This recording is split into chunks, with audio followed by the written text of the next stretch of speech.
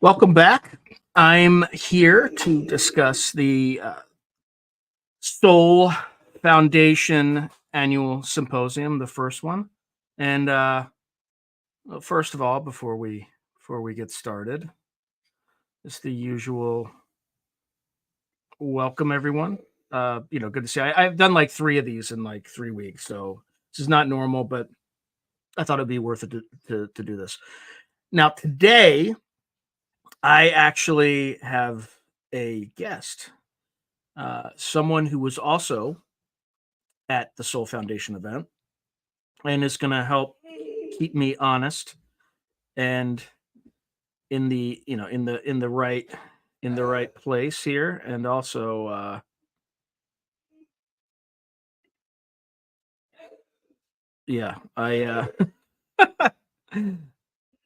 think I have like the wrong camera too.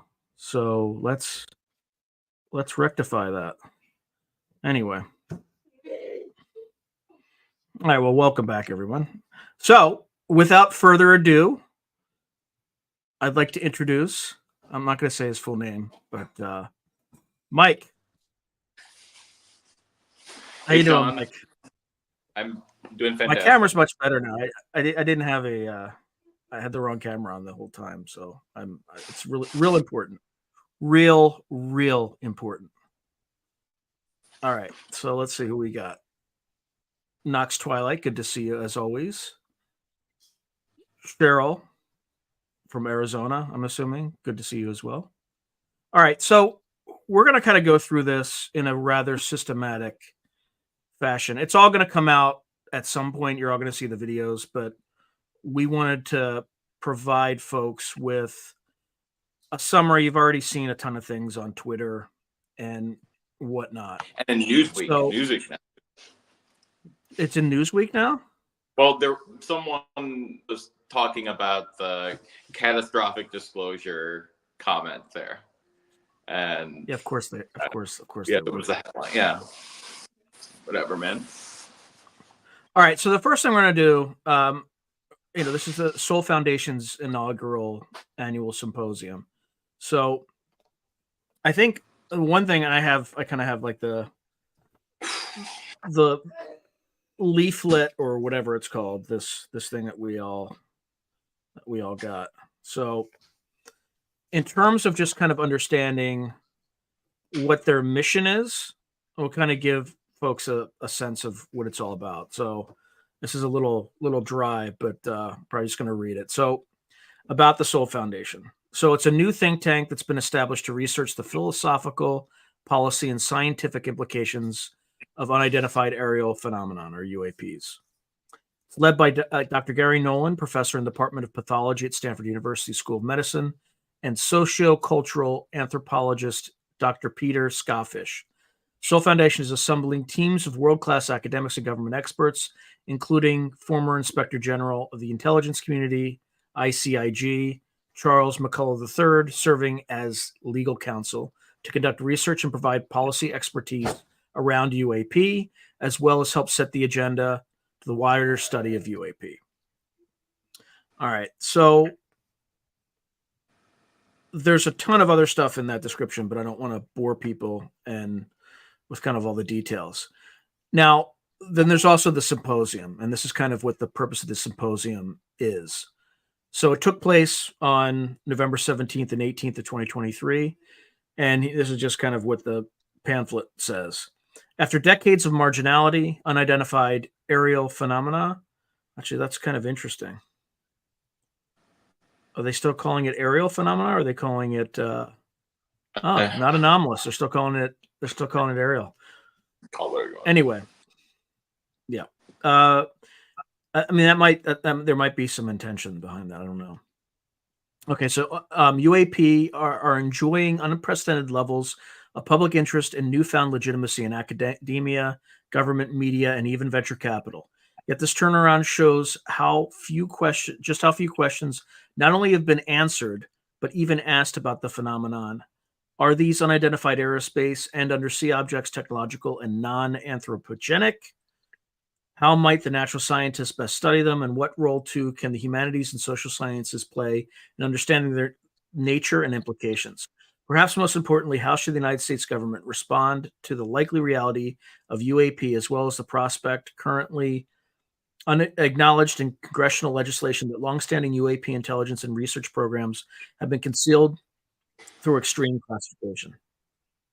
All right, so the Gary Nolan Laboratory sponsored conference will bring together leading voices on UAP from academia, government, and other institutions to begin to address these and other questions.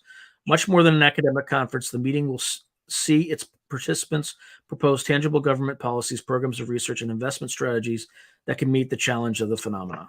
Okay, so that's kind of the long and boring explanation of what the organization is and what the purpose of the symposium does. But in layman's terms, and Mike can correct me if I kind of misinterpreted the whole point of the conference, is my sense of it is there's a bunch of different modes of academic approach to this topic. There's kind of the humanities and social sciences approach, which look at the phenomenon through the lens of experiencers, as well as historical studies of the phenomena over the years. Whereas the sciences tend to look at it from the kind of a nuts and bolts perspective, with analyzing the physics of these craft and trying to get a sense of the chemistry, the material science, all that stuff.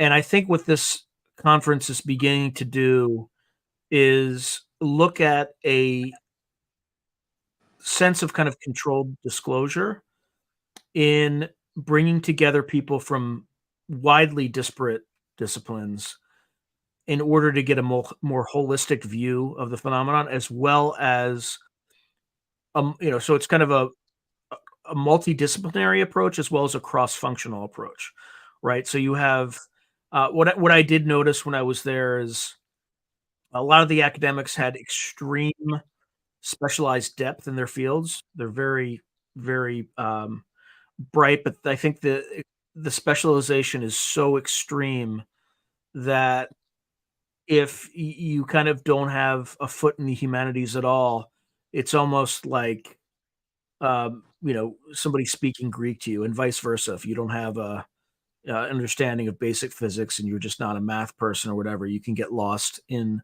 some of the analysis. So in analyzing this problem, I think part of it is just getting the social sciences, humanities, and then the science and engineers together to help solve or understand this phenomenon and kind of develop a better approach.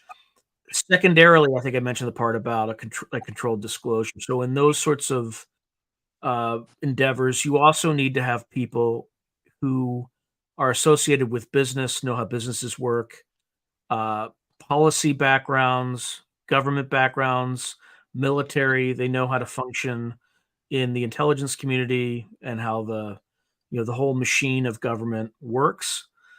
So what I think there's a sense of is also kind of there's the people who study, the people who learn, the people who uncover secrets, and then there's the group of people who get things done. And I think part of this also is bringing on and attracting people who just get stuff done. I would use a different word, but yeah, well, and sort of like in that vein, yeah, I'm pulling from my experience at the conference, but that doesn't mean that that's correct.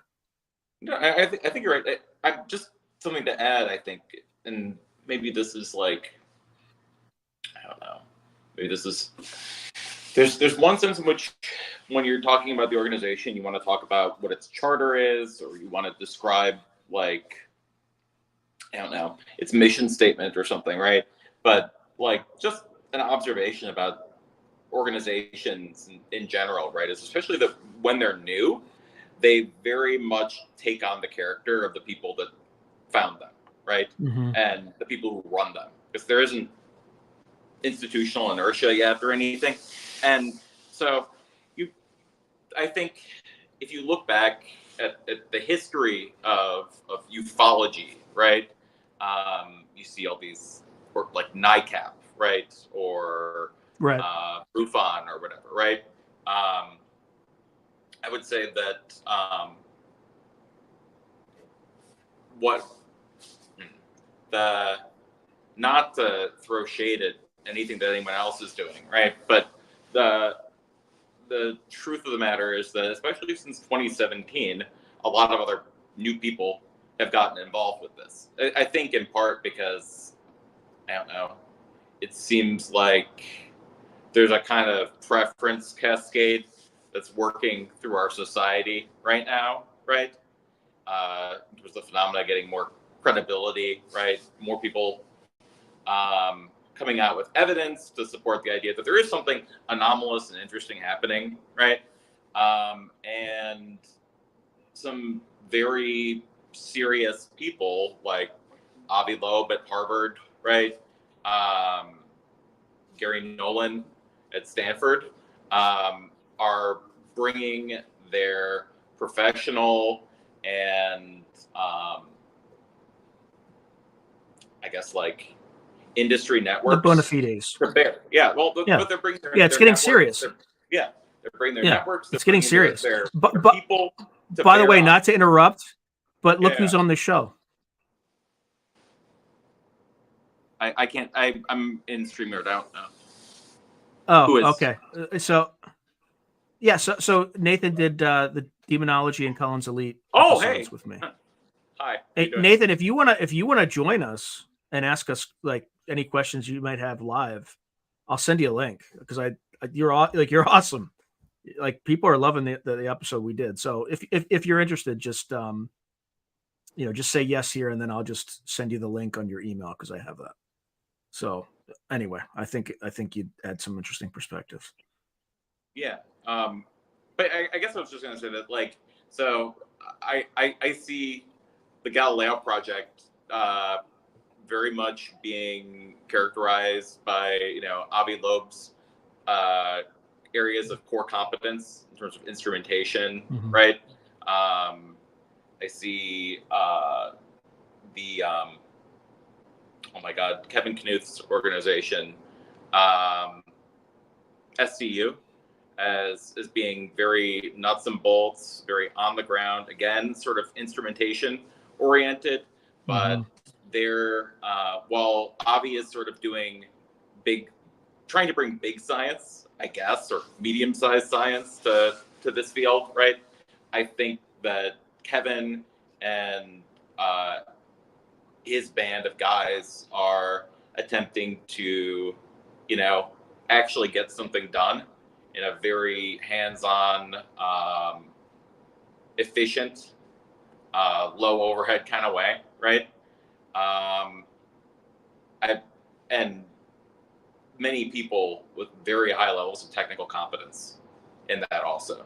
I think that, and they're willing to get things out quickly in their journal, right? I think that what they do is fantastic. And, I think that Gary Nolan, having met him now, like he's a fantastic guy. He is. He's very classy, really, very classy human being. Extremely classy, charming. Everybody,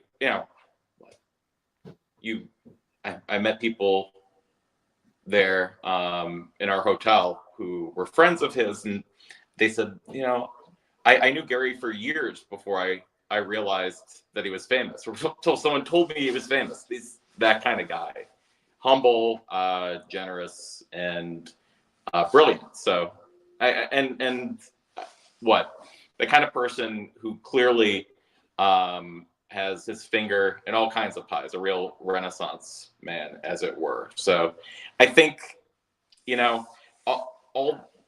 all these guys bring different things to the table, and it's good for them to be able to leverage their networks and their competencies in different organizations. So I think and the other thing too is any disclosure process is going to touch a wide variety of areas. And for folks who watched the episode just before this that led into this or redirected you here, or may have redirected you here, I talked a little bit about some of the the meeting that Hal Puthoff had, and I'll talk a little bit about that later when we go through each of the speakers. But the issue is that in a controlled disclosure scenario, you're going to have wide-reaching impacts on all sorts of areas of society.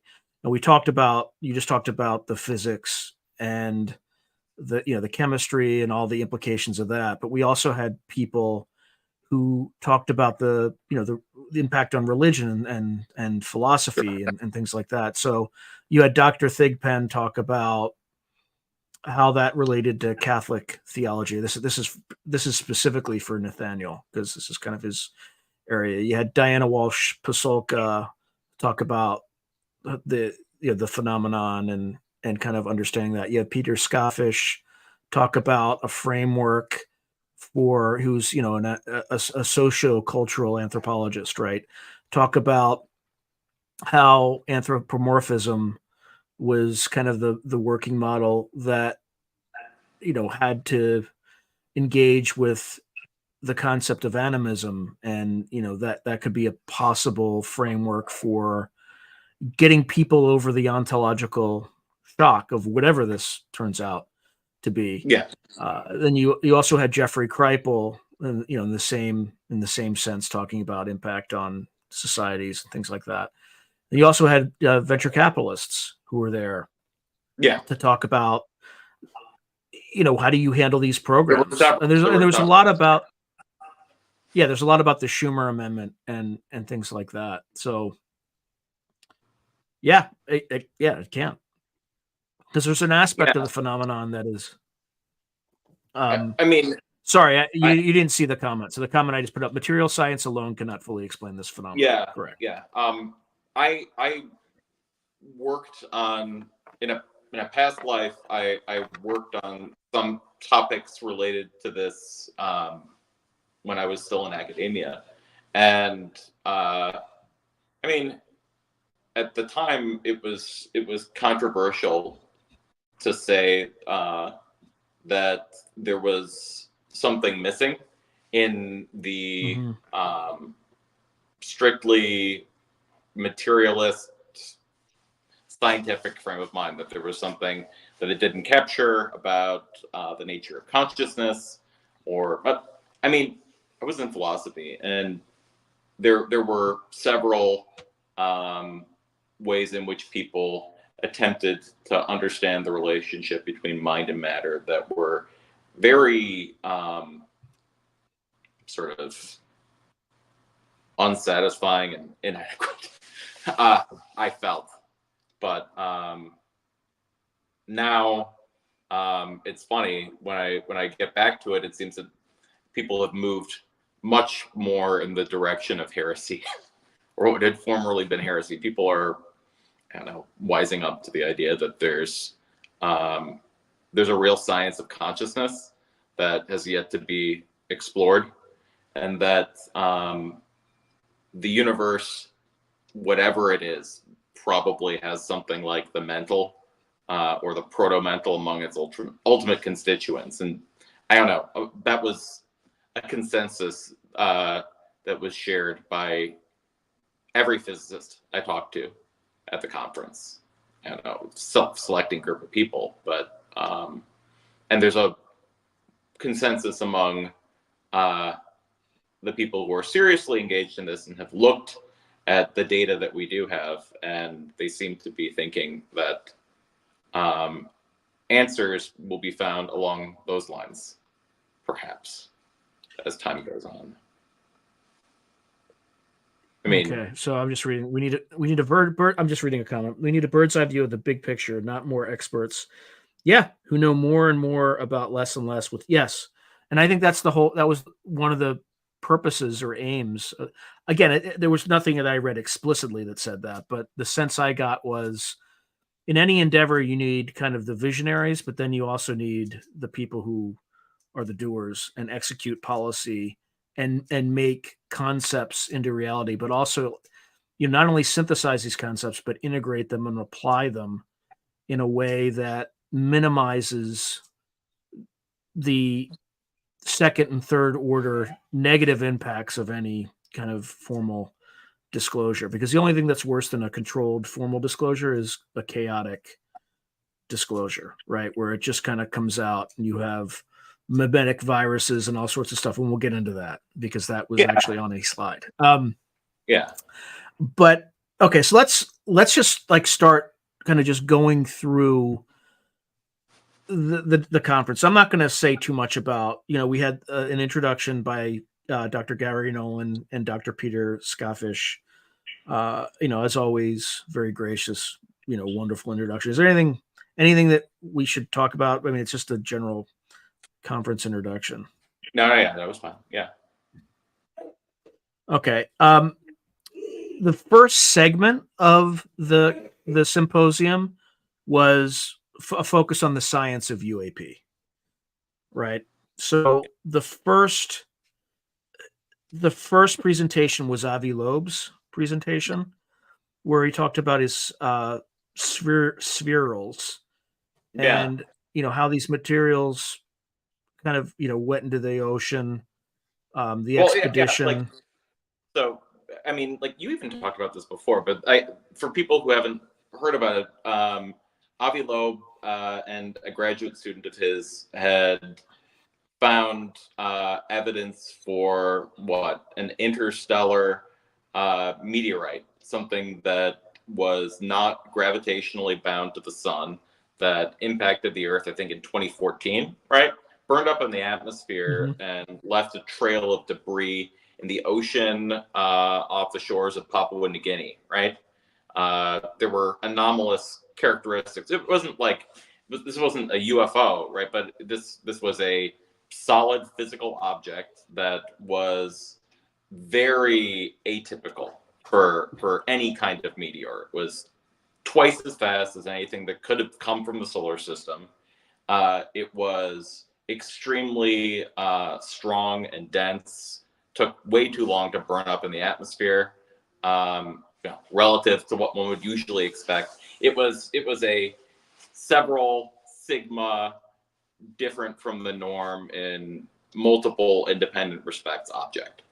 And it also had higher than typical concentrations of certain elements. So it had, way more beryllium, way more lithium, way more uranium, way more thorium. In fact, for those who have seen the prior episode with Dr. John Brandenburg, he published a paper on this saying that, positing that whatever this thing was carrying, it had either a nuclear drive signature or a nuclear weapons signature. Now, it's hard to tell because they're only picking up kind of things that have a magnetic, that they can pick up with these magnets, right? That they were unearthing.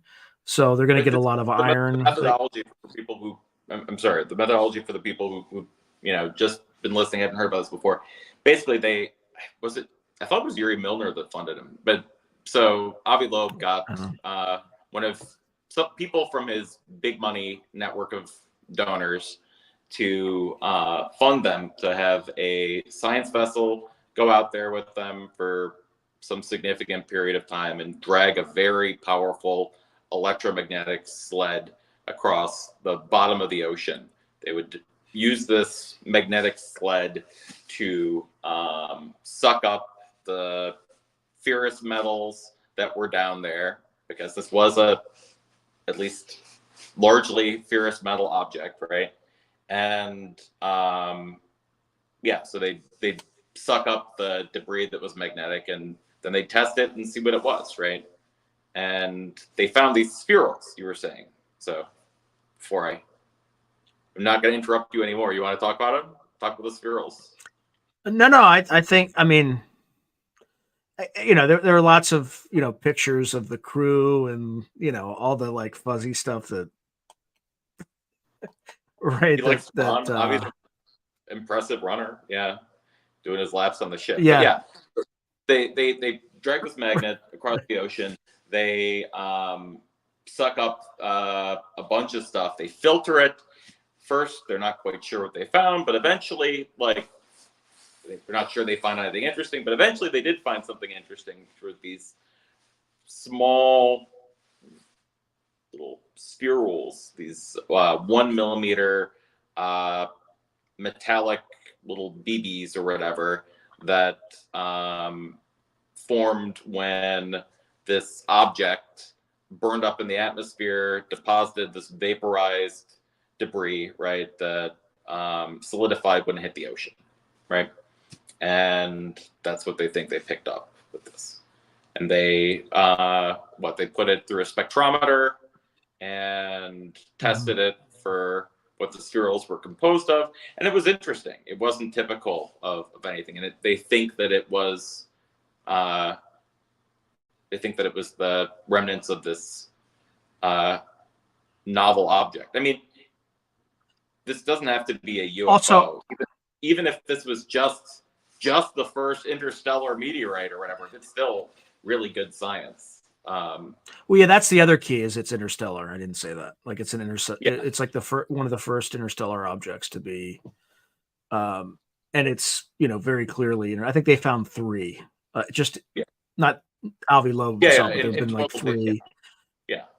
And I think one was not anomalous. One kind of had the standard kind of materials that you would see. The other thing is, if you claim to be a physicist and you haven't published a paper in 10 years.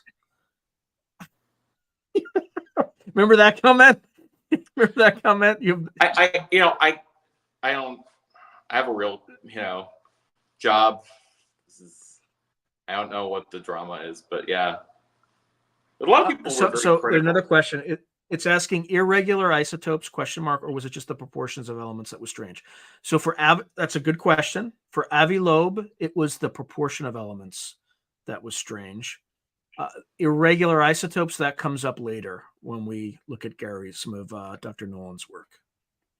Yeah, I mean, you didn't need to have irregular isotopes in Avi Loeb's thing in order for it to be strange, because it was just really strange. It was a beryllium and lithium and uranium and thorium are not. Yeah.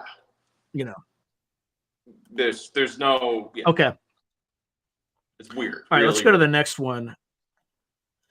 So this is Beatrice Villarroel. I probably just destroyed her name. Doctor. She's from Uppsala University. She gave a presentation on multiple transients in the search for ET probes. This was actually a fascinating one, and I haven't seen anything on Twitter about it, but it's still fascinating. So what she does, or one of the things that she was doing, is she was looking at photos of the sky from different periods in time, going way back to the 1960s, I think.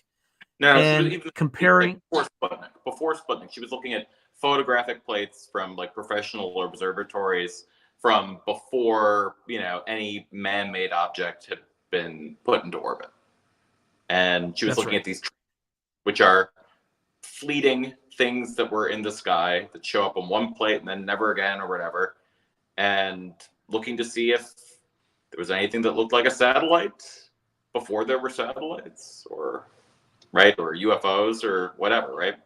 Yeah, and the key is, like, they would show up and then they would be gone.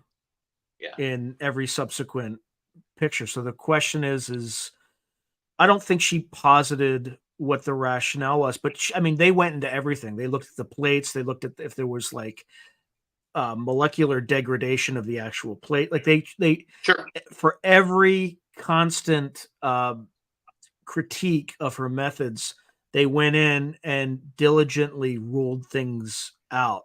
So and you're kind of only left with the conclusion is there's something that, and it's not like a star died, right? There would be much more evidence that, because my first thought was, is somebody using some sort of a Dyson sphere and just like, exhausting these, and it's not that, it's that there were these transients, like they show up, and could it be a UAP? Maybe it could be something else, some phenomena we don't know about. Sure. But she didn't really make any suggestions of what it was, but she could say what it was not, which is stars that are currently in the sky. And one of the most interesting things, our buddy Richard Geldrick, our hats off to him. he's on Twitter. If anyone's interested, like Richard Geldrich, like he does fantastic work. He's sort of like he's a serious programmer, software guy who is passionate about the topic, and he's done big data analysis of newspaper clippings and police reports and everything about the phenomenon going back to the early 20th century. And it's funny that at the same time as it's like a 6 sigma increase in reports of UFOs during 1952. I forgot whether it's May or March or something in 1952. And Dr. Villarreal had a marked increase in the number of anomalous transients, yeah. at the same time that Geldrich has documented. Well, it was like the same day too. I think it was like 19 was, July. Is that? Yeah, it was something like that. Yeah. It was the big 52 UFO flap in DC, which she did not. Kid Rock. She did not mention the Black Knight satellite. She did not mention that at all. Or did she? I don't think so. She was on John Michael Gautier at one point. I don't know, the last couple of years, talking about the early stages of her research. And I don't know if the Black Knight, I mean, I guess like the Black Knight, for people who don't know, there's sort of like within the UFO lore, there's an idea about some anomalous satellite prior to Sputnik that people say was a UAP, right? I don't know anything about why people believe in it or why people don't believe in it, but yeah, there's a in UFO folklore the idea of this transient object called the Black Knight, and I would say that, you know, she's interested in sort of pre-Sputnik transient objects, right? And while if the Black Knight ever existed, it would certainly be one of those objects, right? I don't think she has any position about that particular piece of UFO folklore at all. Well, she didn't mention it. If she did, she didn't mention it. No, she didn't mention it. Yeah. You know, okay. I would say that, like, but the idea of this kind of thing, like, has been in the UFO folklore for a long time. Like the idea of these pre-Sputnik, orbital objects, or I think. By the way, that date, the July 19th, Kid Rock's is saying that the Capitol flyover, and that like 1952 is the year that happened for sure. Yeah.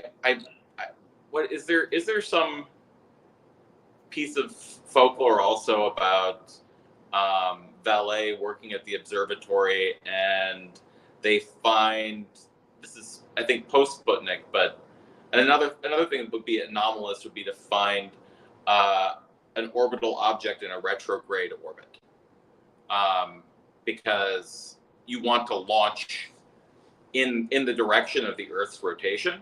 If you're going to put something into orbit, it's just so much less energy, right? Why would anyone put anything into a retrograde orbit? But if you were coming in from deep space, you could go into a retrograde orbit just fine. It wouldn't be any problem at all for you. So I don't think she's looking for,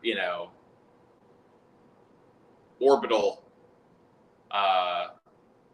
anomalies, right? They're retrograde objects, but she's just looking for any. All right, let's go to the next one, which was the physics of UAP and some clues about their detection, monitoring, and engineering. So this was Dr. Kevin Knuth. I love that guy. He's such a nice guy. Fantastic. Yeah, he's a great guy. And what he did is he was just taking one of the videos. I don't know if it was the Go Fast, the Gimbal, or the Tic Tac, but it was the one that just dropped. It like descended 80,000 feet in like a second or something like that. but he Yeah, went that's through. the USS Princeton object, right? Yeah, I mean, yeah, Kevin has been working on variations of this paper for a while, right? And this one was, sorry to interrupt you, Sean, but yeah, this one was him attempting to sort of like create a range of estimates for the energies and the velocities and the accelerations of UAPs. Yeah, he didn't say it. Yeah. He didn't say it, but he did. You could see that, like, from the output, he did like a Monte Carlo simulation to Yeah. No, get a if range you of read the outcomes. article, Right. yeah, if you read the articles that he published in Entropy about it, it's a very sophisticated method that he has for the Monte Carlo simulations. But the actual, calculations about, how much energy do you need to, descend at Mach 40 and then stop 10 feet from the water. Those kind of calculations, any physics student can do, certainly, and it's huge, absolutely huge. Yeah. If there's Yeah. not sort of like some time warping involved, or space time warping involved, which he didn't discuss. This is just as an observer, what the implied speeds that you're seeing would like liquefy a human being. So I would say that, like, even if they're doing some funny business, right, with like a gravity drive or something, there's still, you're changing the gravitational potential energy of the object, right? If it's gravitationally coupled to the Earth, right, in low Earth orbit, right, and then it stops at like 10 feet above the water or something, right, the gravitational potential energy of it is still changing, right, by virtue of moving towards the gravity well of the Earth, right? So there should be energy deposition there, even if you assume something like a warp drive, right? And there isn't. It doesn't seem like it's putting off in kinetic or thermal, right? They do release lots of gamma rays, right? And there's evidence that they have a very powerful magnetic field, right? He was talking about that with the Faraday rings. I don't know. It was interesting. Yeah. Yeah, it was definitely an interesting talk, and he and also Monte Carlo simulation for folks who are like, "What the hell is he talking about?" Just imagine, instead of having like a variable x, that x is a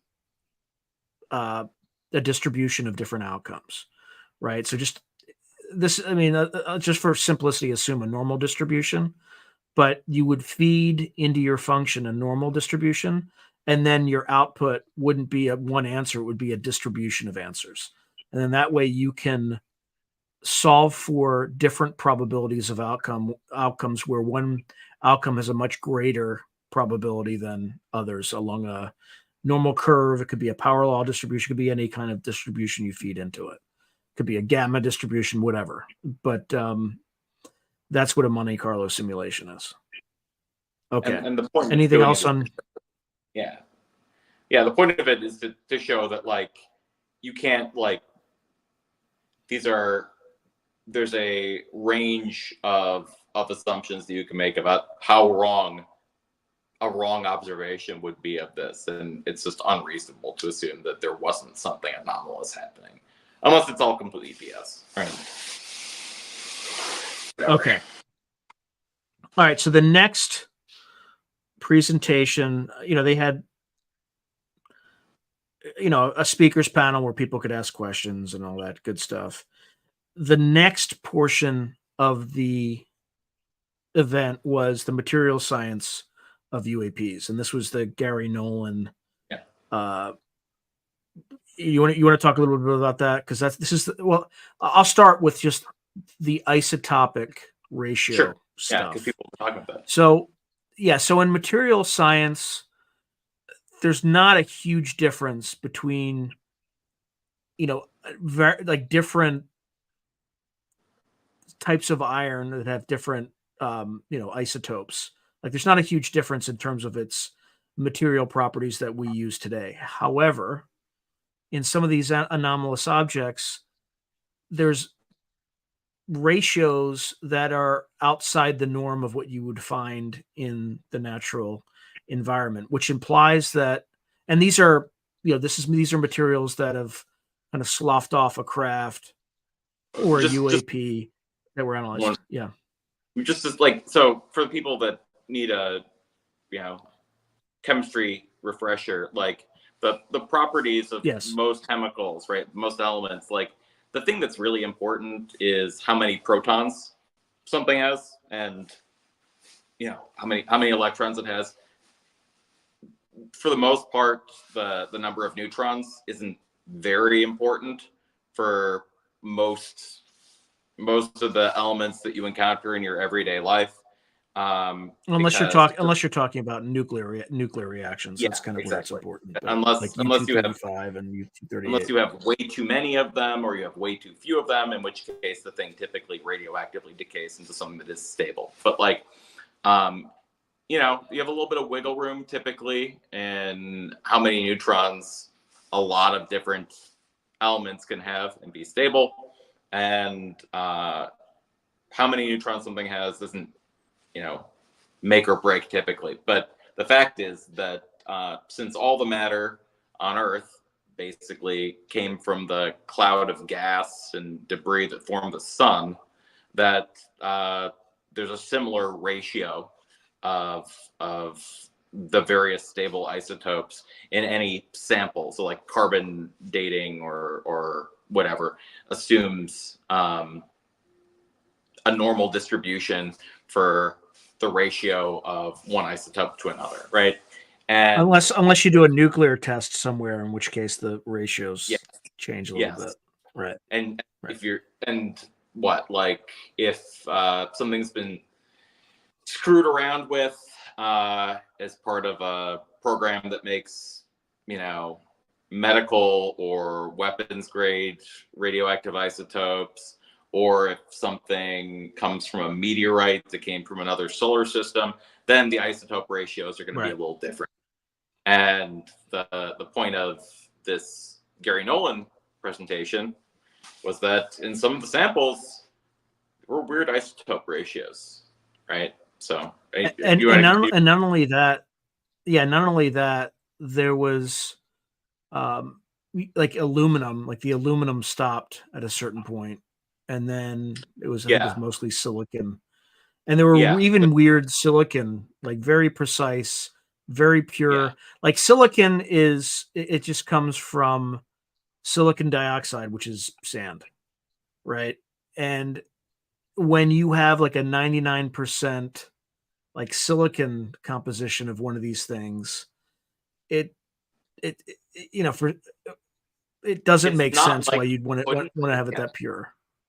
It's not like you couldn't have made it like in 1952 or whatever when the thing was first discovered, but I think it didn't match the industry standard for pure silicon or whatever, right? Well, and it's not just 99% silicon. It's like 99% of a certain isotope, like silicon isotope. Right. So you have to have extremely pure silicon in semiconductors, but it doesn't really they're not really solving for a particular isotope. It just needs to be silicon. And Nolan's point in part there was that it seemed like somebody had been exercising an extreme level of control over, the isotopic composition of some of these samples, and that they seem to be doing so for a technological purpose that we did not understand. And the sample, and the machine that they used was able to resolve to within, was it plus or minus an angstrom on the z-axis, and then plus or minus 5 angstroms on the x and y, something like that. So like extremely fine resolution on these tools. Yeah, Gary's got some cool equipment. So. I can't believe I remembered that detail. But you can check me. You can check me when these videos actually come out. And call me out if I'm wrong. Get flamed for making it up. Yeah, that's right. So yeah, no, it was cool. And he's testing more samples. He went into a little bit about like where these samples came from. One of them was from the Socorro incident. Another was that from the Council Bluffs thing. Weird instance. I mean, like Socorro was Lonnie Zamora. What was it in the 70s, 60s or something? Like, yeah, I want to say late 60s, but I can't remember. Yeah. I think he was chasing some speeder on the highway out in New Mexico, and heard a bang or something, and called off the chase to investigate, and found this, silver white egg-shaped UFO parked, on some rocks with, two little occupants running around outside it, that they booked it back into the UFO, and the UFO took off, seemingly, in a rush, perhaps experiencing technical difficulties, and then flew out of there. Other people, I guess, corroborated it. Other people saw this thing and thought it was weird. But yeah, no, this is one of the more credible, pieces of UFO folklore. And I guess Jacques Vallée, had some sample that they think was like the landing gear of the thing, was abraded by a rock, and they were able to recover a shaving of the material. I think that was one new thing that he analyzed. The Council Bluffs was it like in Iowa or something, right? It's in the 50s, 60s, 70s. I don't remember. It was a while ago. This one is sort of, it's a weird incident. Like, people said that there was this UFO. I think it was a lenticular aerodyne, right? Like a flying saucer, that looked like it was having some technical difficulties, right? And it deposited a couple 100 pounds of molten metal slag in the middle of a field. No one had a picture of this, the field at the time, right? Just after the material was deposited there. It was weird. Like, what's like 600 pounds worth of like molten, aerospace slag, right? Yeah, doing in the middle of this, cornfield or whatever it was. But yeah, and he tested that. It was, nobody knows like what the deal is with this stuff, and Nolan himself will tell you that nobody knows what it is, but it's very weird, and it's something that scientists should look at and seriously, attempt to analyze. It's kind of a shame that no one has, right? So you looked at that one. We don't know that. We don't know that, right? Nobody in the public domain has done rigorous, high quality science on it, right? Okay, so the next thing was the UFO phenomenon, a genuine scientific problem, with Jacques Vallée. You want to talk about what Jacques discussed? Now, I do so much better when I can snipe on you as opposed to. I can't remember. Out of my butt. You do it, Sean. I'm just being honest. I like, if somebody started talking about it, I would be able to figure it out like right away, just like you do. So the thing I remember as being most significant about it was the two graphs, right? So Vallée. Oh, I remember now. I got it. I got it. Okay. So what he did, what Jacques Vallée presented was a chart with kind of on the on the y-axis from top to bottom were number of incidents, right? Yeah. And then on the x-axis was how weird the incident was. It was like a weirdness index from 1 to 7. And then there were two graphs. One was actual reported incidents. The other was actual number of incidents. Yeah, And of so course, it was like the formally reported ones versus the ones that people would admit to, like once they but not felt like report they were in officially. a safe place where they weren't going to be judged.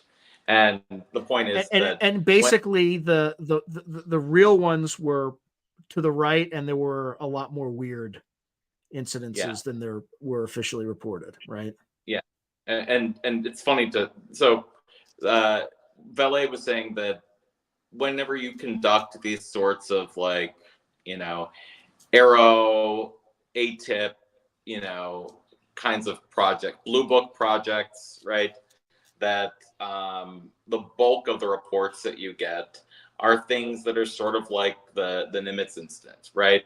Where some fighters are out on patrol, they get vectored in to look at something strange, and they see, a flying butane tank with no heat signature that distorts, the radar return, darts around them for a little while, then zips off, right?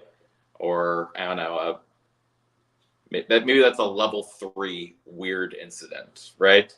Because it's clearly not an aircraft that we know of, right? It's displaying flight characteristics that are incompatible with the engineering implications of known physics, right?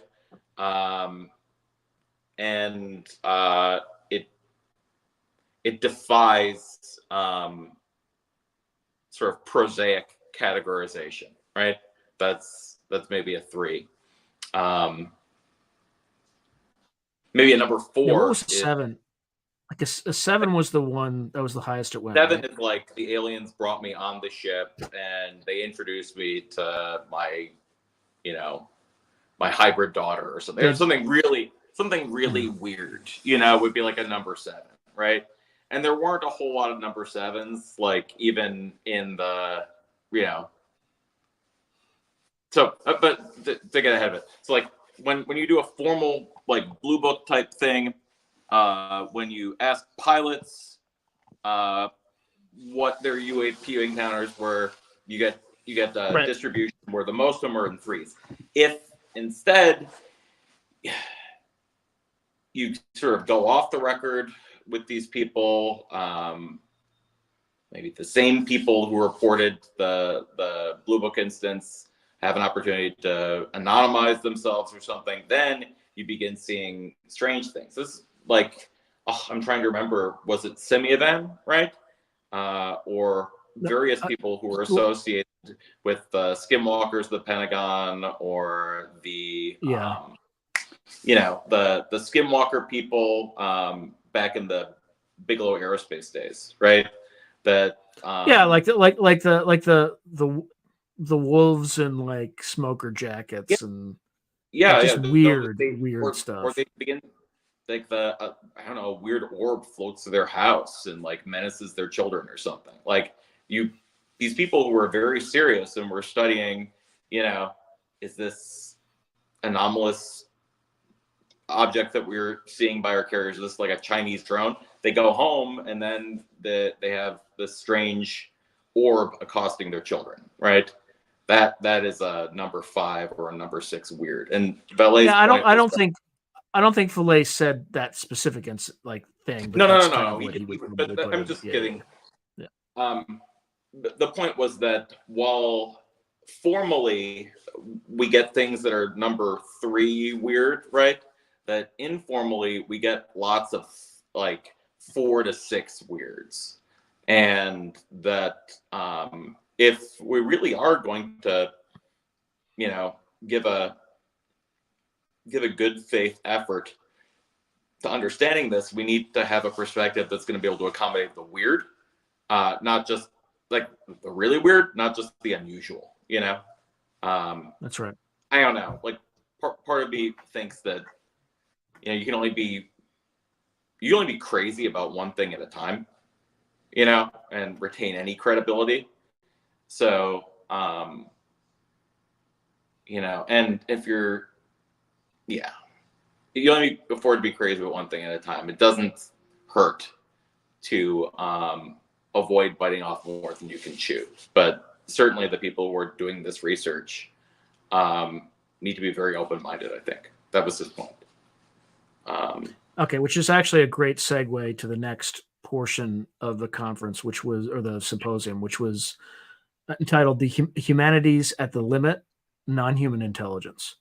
So the first presentation was Dr. Diana Walsh-Pasolka, and it was on transcending timelines, uniting science, the humanities, and the intelligence in UAP, or ended intelligence in UAP scholarship. So again, I need a nudge to remember exactly. It's like one word will set me right. But I mean, I think a lot of it was based on her prior scholarship, right? Sure. About in kind of historically and religions and things like that, as well as her experiences in the intelligence community. She initially didn't think this stuff was real, and then it turns out. Yeah, all these people are really cool to talk to. Also, just after the talk or around coffee. And that was one great thing about being there. She's a very interesting person because she's been at this nexus of I don't know, secrets and fascinating history for more than a decade now. I don't.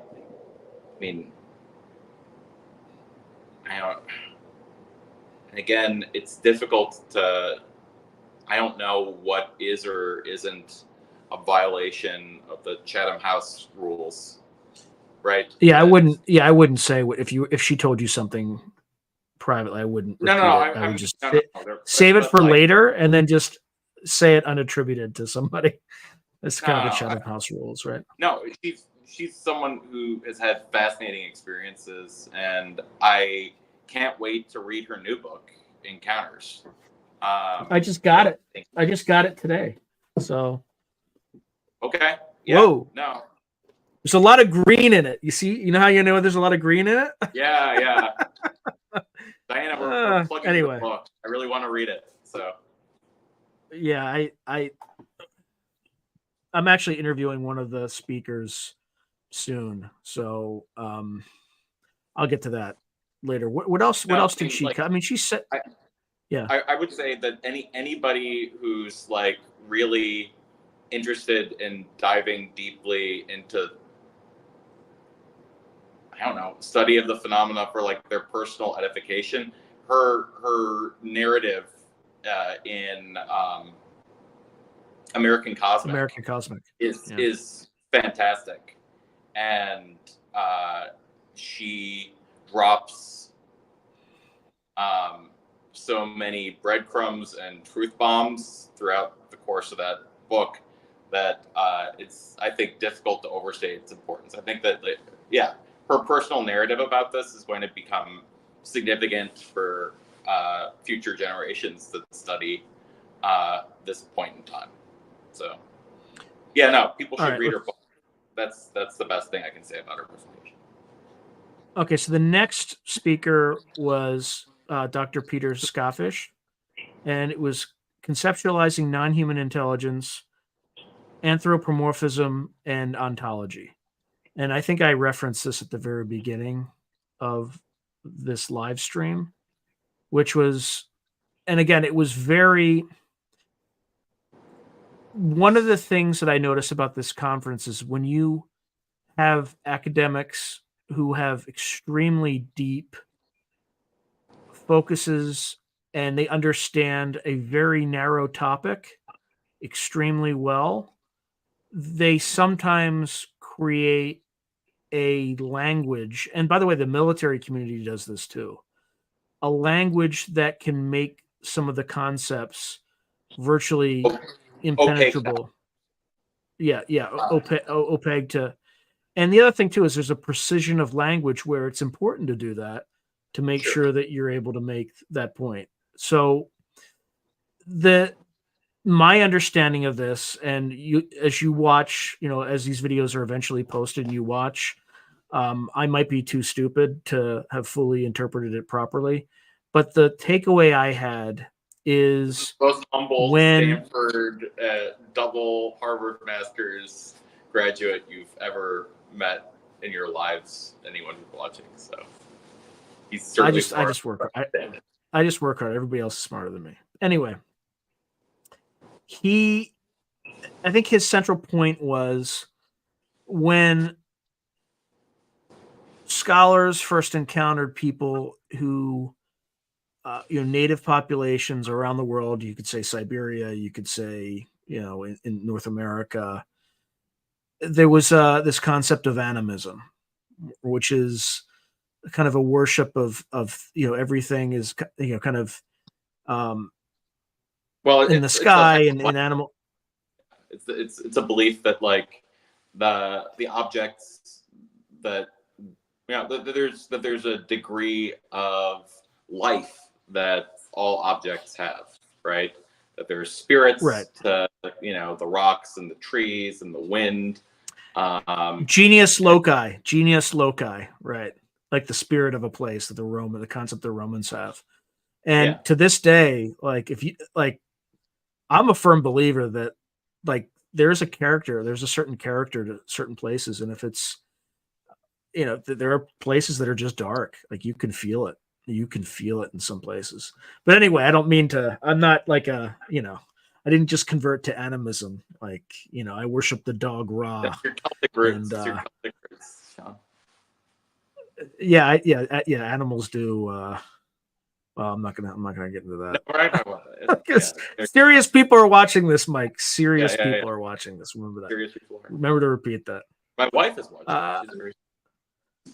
She's very. I mean, that's what I'm talking about. Like that. This whole thing is for your wife. It's dedicated to your wife for future generations. Anyway, there's people on here who don't want to hear about us. Busting balls. Okay. So my takeaway was, in order to help those people who suddenly encountered this broader world that at the time, and still does, has a more anthropomorphic concept of reality. Like humans are there. Humans are the ones that kind of shape their own fate, etc. There was a bit of an ontological shock, right? Yeah, they're inherited this. I don't know if this is even like a fair description of Descartes, but certainly people have taken from the Enlightenment a very sort of crude and mechanistic understanding of the world, where everything in the universe is dead. Everything is dead except for human beings who are anomalously and temporarily ensouled, right? And that's right. Nowadays, there are people who say you don't even have a soul, right? So it's just a dead universe without any minds. I mean, there are philosophers who will, to this day, argue that consciousness does not exist, that consciousness is an illusion, right? Or consciousness is an artifact of language, right? And that, Hey guys, you're getting a real treat. Like Mike studied at one of the greatest philosophy departments in the world. They had a good sense to kick me out, right? Now, I don't think I think you were kind of too smart. I think you're too smart for them, but you didn't conform. You didn't conform. That's your problem, Mike. And that's but now, I would say that, in some ways, like his talk was about how people are one ontological shock that people are going to have to overcome. Maybe is that the sorts of experiences that we might need to take serious. We don't only need to take these anomalous experiences seriously. We have to find a way of accommodating them within our sort of folk metaphysics. And that something like animism has more expressive power, maybe, than dead Cartesian world metaphysics. I think that's correct. I think that I don't know. I should have talked to. There's so many conversations I wish I would have had with people there, but like, there's a rich tradition of people who thought about these sorts of issues in serious and metaphysically enriching ways. Like, I think Spinoza has a very good way of thinking about the relationship between mind and matter and the nature of mind in the world. But I don't know. It's going to be. And then I think his also point was like, and so too, as kind of this having this anthropomorphic concept of reality, humanity is going to have to deal with that ontological shock with non-human intelligences in a similar way. Yeah, because what animism good, anthropomorphism may be bad, right? Like we're going to have to accommodate very alien perspectives on reality potentially. I mean, something that they didn't address, but I thought was relevant was like, you know, in many ways, like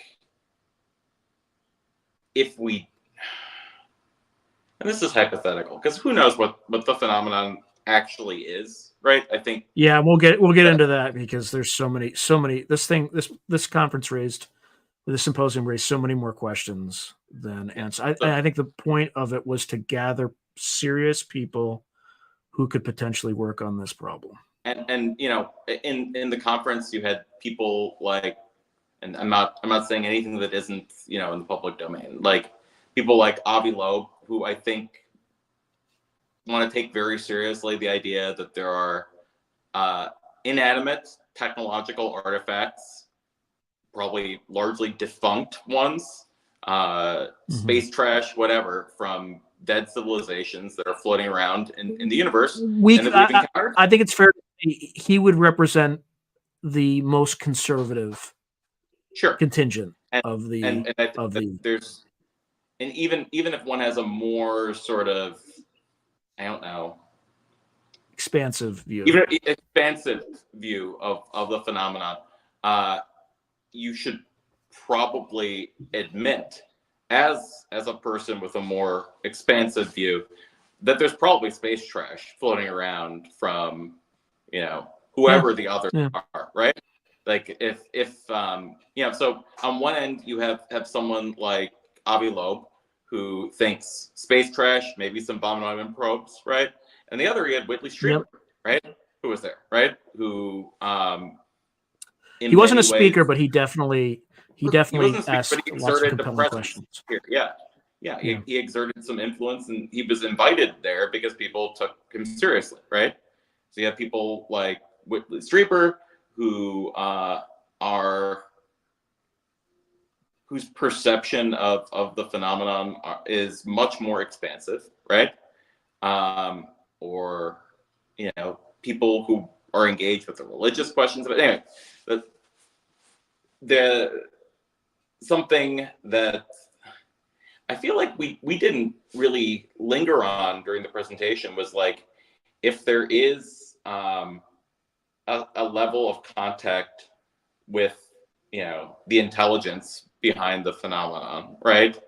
What would the implications of that be for our culture? What would it mean for us to have an intelligence that we can commune with, engage with, exchange ideas with, that doesn't share our, you know, evolutionary history, doesn't share our cultural history, right? And might have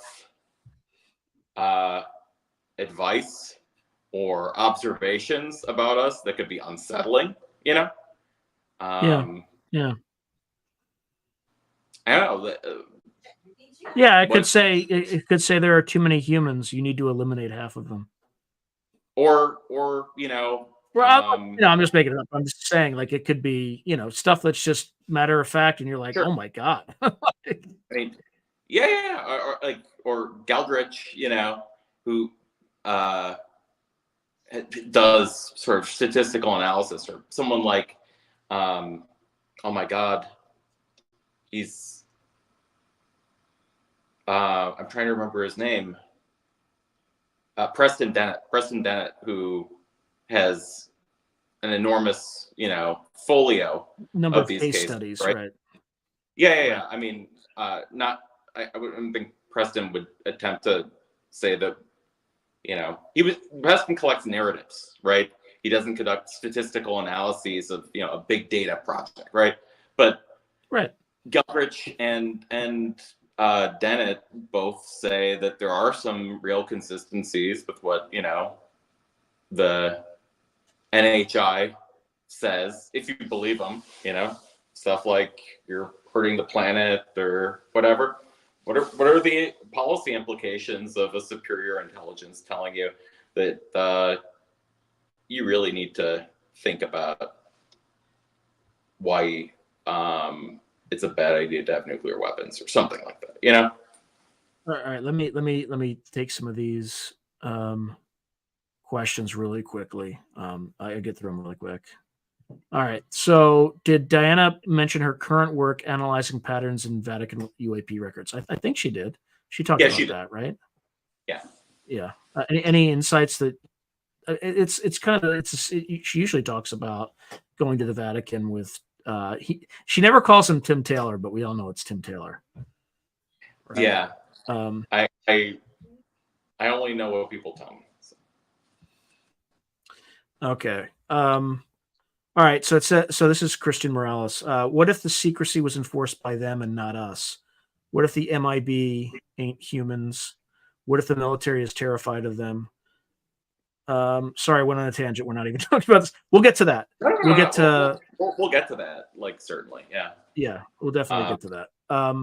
Because that was Colonel Nell's. That was kind of a part of Colonel Nell's. Yeah. Well, actually, I don't want to mischaracterize it. Like he didn't go into that much detail, but there were implications that would fall into that. Nell's a really smart guy.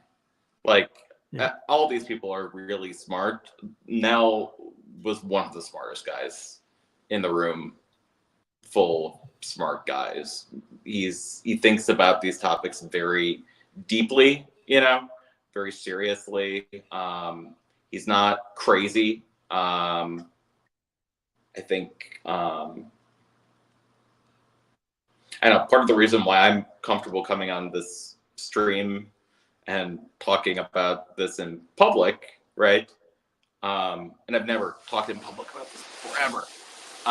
This is the first time. First time, everybody. Yeah, first time. No, and I'm a very private person, actually. You're doing well. You're doing well. I think. Yeah, no, we'll see what the audience says, but I think you're doing well. Yeah, but like, if Carl Nell has the guts to step out in front of the world and talk about this like it's a serious issue, then I don't know. I'd be derelict in my duty if I just, hid away, I feel. Okay, so there's just a comment. You can probably comment on this, Mike. It just Zug leaf carpet.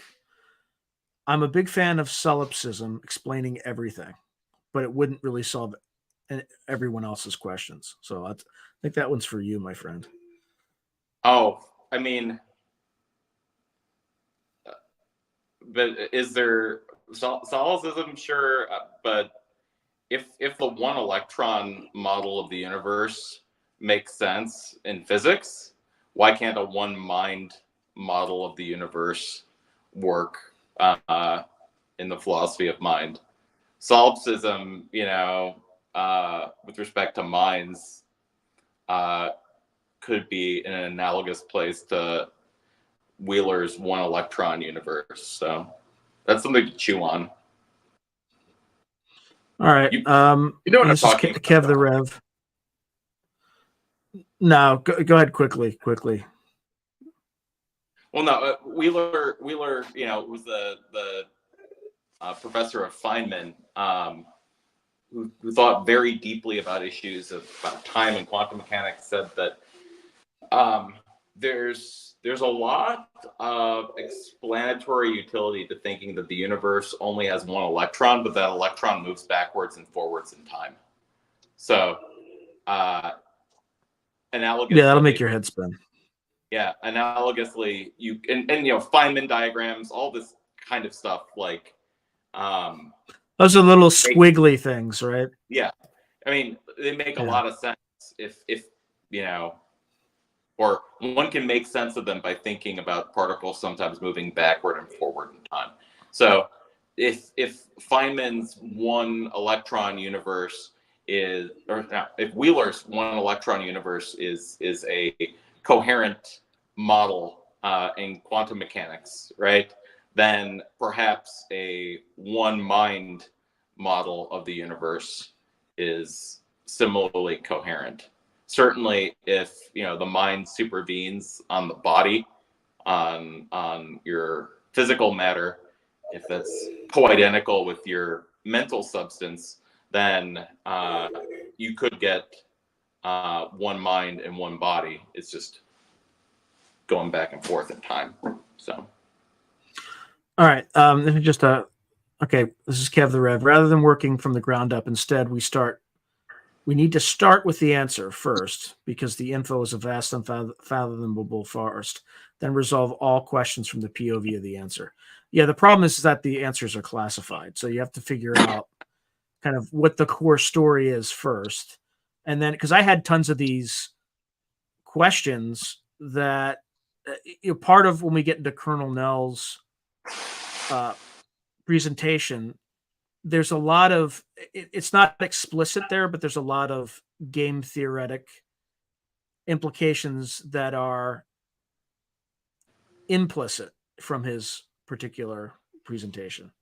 And for instance, if you were to disclose the exact nature of what we're dealing with to the human population, would the NHIs behave differently right away, right? So you have to assume. And not only that, if we disclose, what are our peers going to do? What's China going to do? What's Russia going to do? What if Russia discloses first? What if China discloses first? What are we going to do? So there's a lot of game theoretic implications to a controlled disclosure, hence why there's a need for it to be disclosed. But we'll get into that. But that's a great, because I was left struggling with that because, I'll give you an example. Mike actually talked about this. Let's say there's two possible, let's just say there's a spectrum. Let's say that we know that a phenomenon exists, but we have no idea what it is, where they come from, and why they're here, right? That's one extreme. On the other extreme, I'm making this up. This is not discussed this thing, but there's a galactic confederation of human-like beings, like a Star Trek. kind of, Yeah, we're looking at Star Trek. Yeah. Yeah, or Buck Rogers universe sort of thing. And like, there are wildly two different reactions that human civilization would have. So Mike's kind of just idea that he's kind of threw out there, I'm like, oh my God, that's a good point. So let's imagine it's a Buck Rogers universe. And as soon as we disclose, the NHIs say, all right, the universe is open. And then every young person, or 90% of the young people in the world, are like, all right, great. I'm going to another world, and I'm going to explore the universe and spend my life on a starship, right? Well, then you have everybody, over 40 is retiring, and given the way our social structure works, there's no one to fund that retirement anymore. So all these people put on all their money, but again, because of inflation and things like that, it's not enough. So you have a collapse of the rump of human civilization because young people leave, right? So there's just like little tiny perturbations like that can have a massive implication on the planet and on human civilization. And then what happens to Earthling or Earthbound civilization? Are they human anymore? Or they become, or do we have a diaspora where all culture and knowledge of human civilization is lost?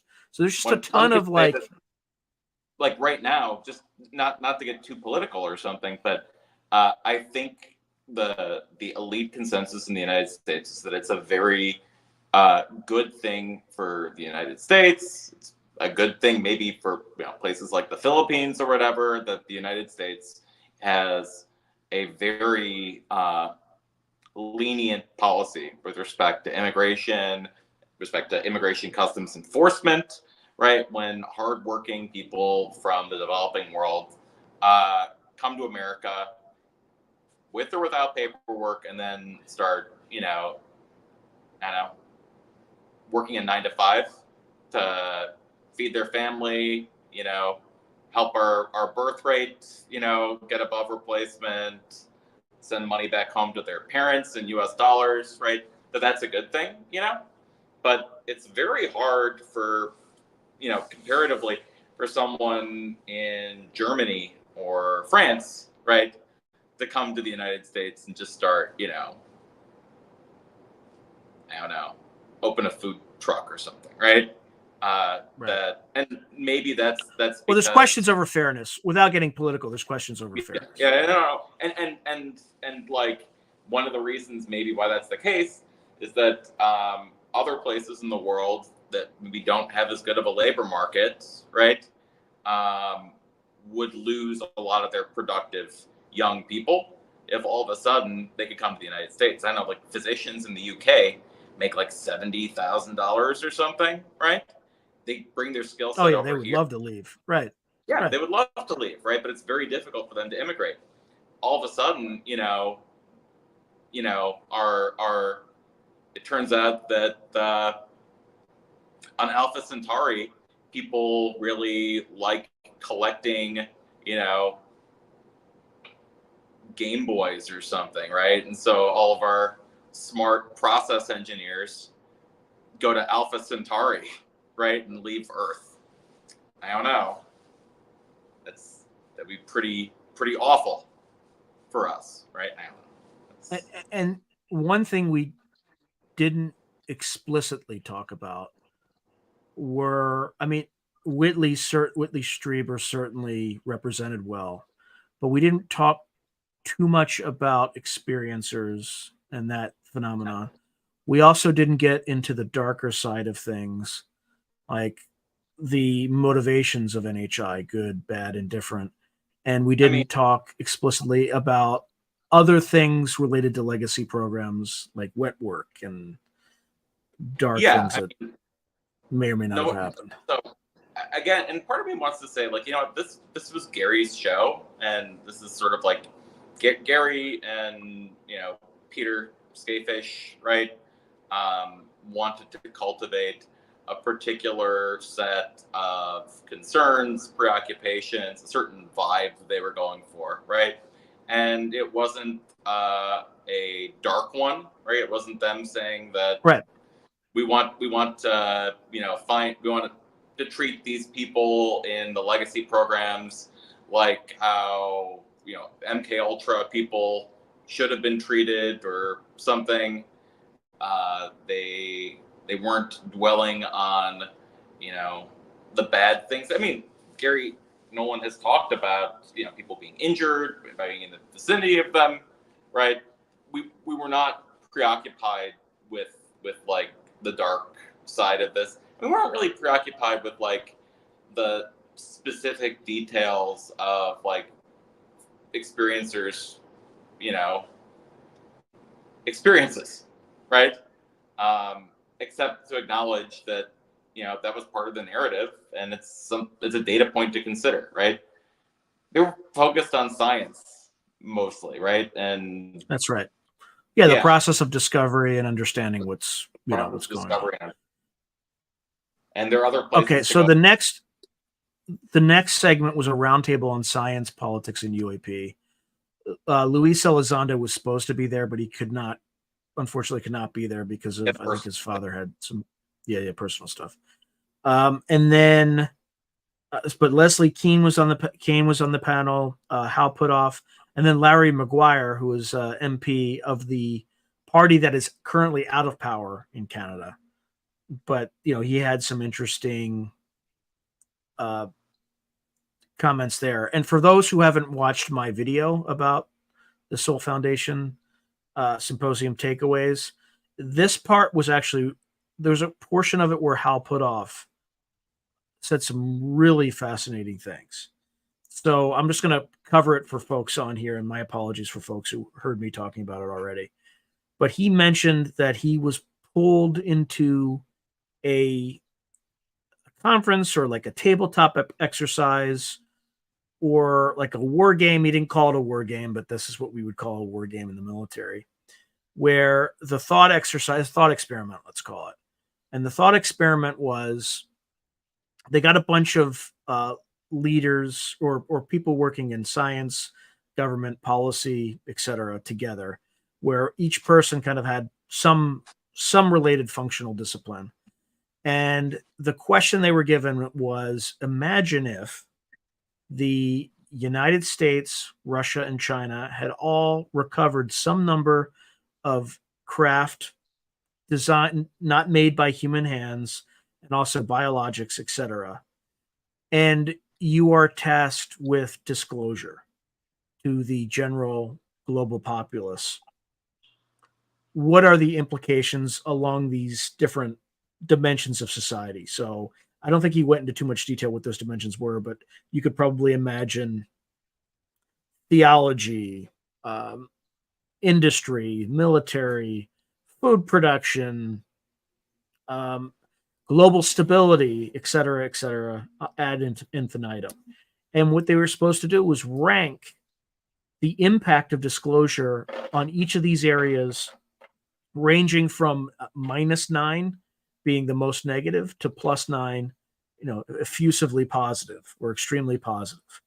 And they went through and they all, everyone in the audience was in favor of disclosure. But when his team finished, they were at a slightly negative rating. And they just thought maybe we're just more negative than everybody else. But everybody else in the room had a slightly negative rating. And his takeaway from that experience was that the number of problems and issues that stem from such a disclosure are so manifold that in order to, you just don't have the time, resources, or bandwidth to address all the problems that you would have to address simultaneously. So you would have to make some dark choices about what to let go and whatnot. Now he didn't say the dark choices piece, but no. I'm throwing out the valet thing because one of my favorite quips from this whole thing was a story that Jacques Vallée told. I'm going to tell it differently probably, but the gist will be the same. So Vallée's story, this was some person who was trying to explain why disclosure hasn't happened already. Some person in an official position. The idea was that, an analogy, some old man is walking home and he hears some sound in the bush. Right? Yeah. Here's some sound in the bushes. But by this little pond, there's like a fox or something that's like grabbing the leg of this frog. And the frog is now not riveting, but he's like, oh, help me. So the old man goes over there and the fox fucks off, runs away, right? And then the frog's like, oh, thank you, you saved my life. And I'm a frog, yeah, but I'm actually a princess, and if you kiss me, then I'll turn to this beautiful woman, and we can go back to your place, and we can have kids and live happily ever after. And the old man's just looking at this frog like, what the hell? And she's like, yeah, so you're gonna kiss me now? He's like, at my age, I'd rather have a talking frog. Right? That's right. That's right. It's right. I mean, and it's funny, yeah, it's kind of true. I think people for at least a long time have looked at the mess that this could potentially cause, right? A mess that they're responsible for if they choose to disclose, a mess that can be averted, right? There's very little upside to them disclosing, right? Or very little perceived upside. I think whatever people know, people speculate that they've got the unlimited clean energy technology or something. I don't know if there was a clean, obvious immense benefit to it, they might have done it. Even then, how big's the fossil fuel industry, right? You're going to have tens of thousands, maybe hundreds of thousands of people who are suddenly unemployed. You think what would Right. that do So you have to think through all these. what would it Yeah, you do have to to the people think. who are making a market, right? How many Mhm. trillions of dollars worth of derivatives become worthless overnight, right? Yeah, Maybe a and people just will lose quintillion their dollars worth of derivatives. Yeah. yeah, will lose their yeah, and Oh, again, that's a financial collapse right there. That's the anatomy of a financial collapse. You have a derivatives market that yeah. So I would say, one thing about COVID also, I don't know if I'm allowed to say that on your channel, yeah, just, yeah, no, whatever, just whatever, man. Okay. Yeah, I'll just do it. So, like, I mean, but can. I think, coming out the other end of that, that was a pretty weird experience. Like, Mhm. going, having I don't know, a ski mask on or something and buying toilet paper at Costco and a line of people, right? Well, yeah, But, the places where you have shortages sanitizer. are not the places you would have anticipated, like toilet paper shortage. That's weird. Yeah, and you think about other weird, mass movements that popped up around that time, and uh, political chaos in the United States. Like, there were a lot of weird, bad things that went down in the last couple years. I mean, people got again without going into politics. Like, there are some people who went hard for authoritarianism. Like they were in it. Like they were reporting neighbors. They were doing all sorts.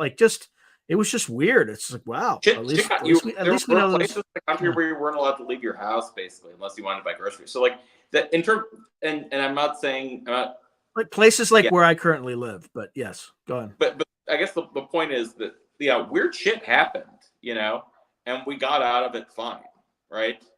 I think, Yeah, and there are all kinds of yes studies. and no.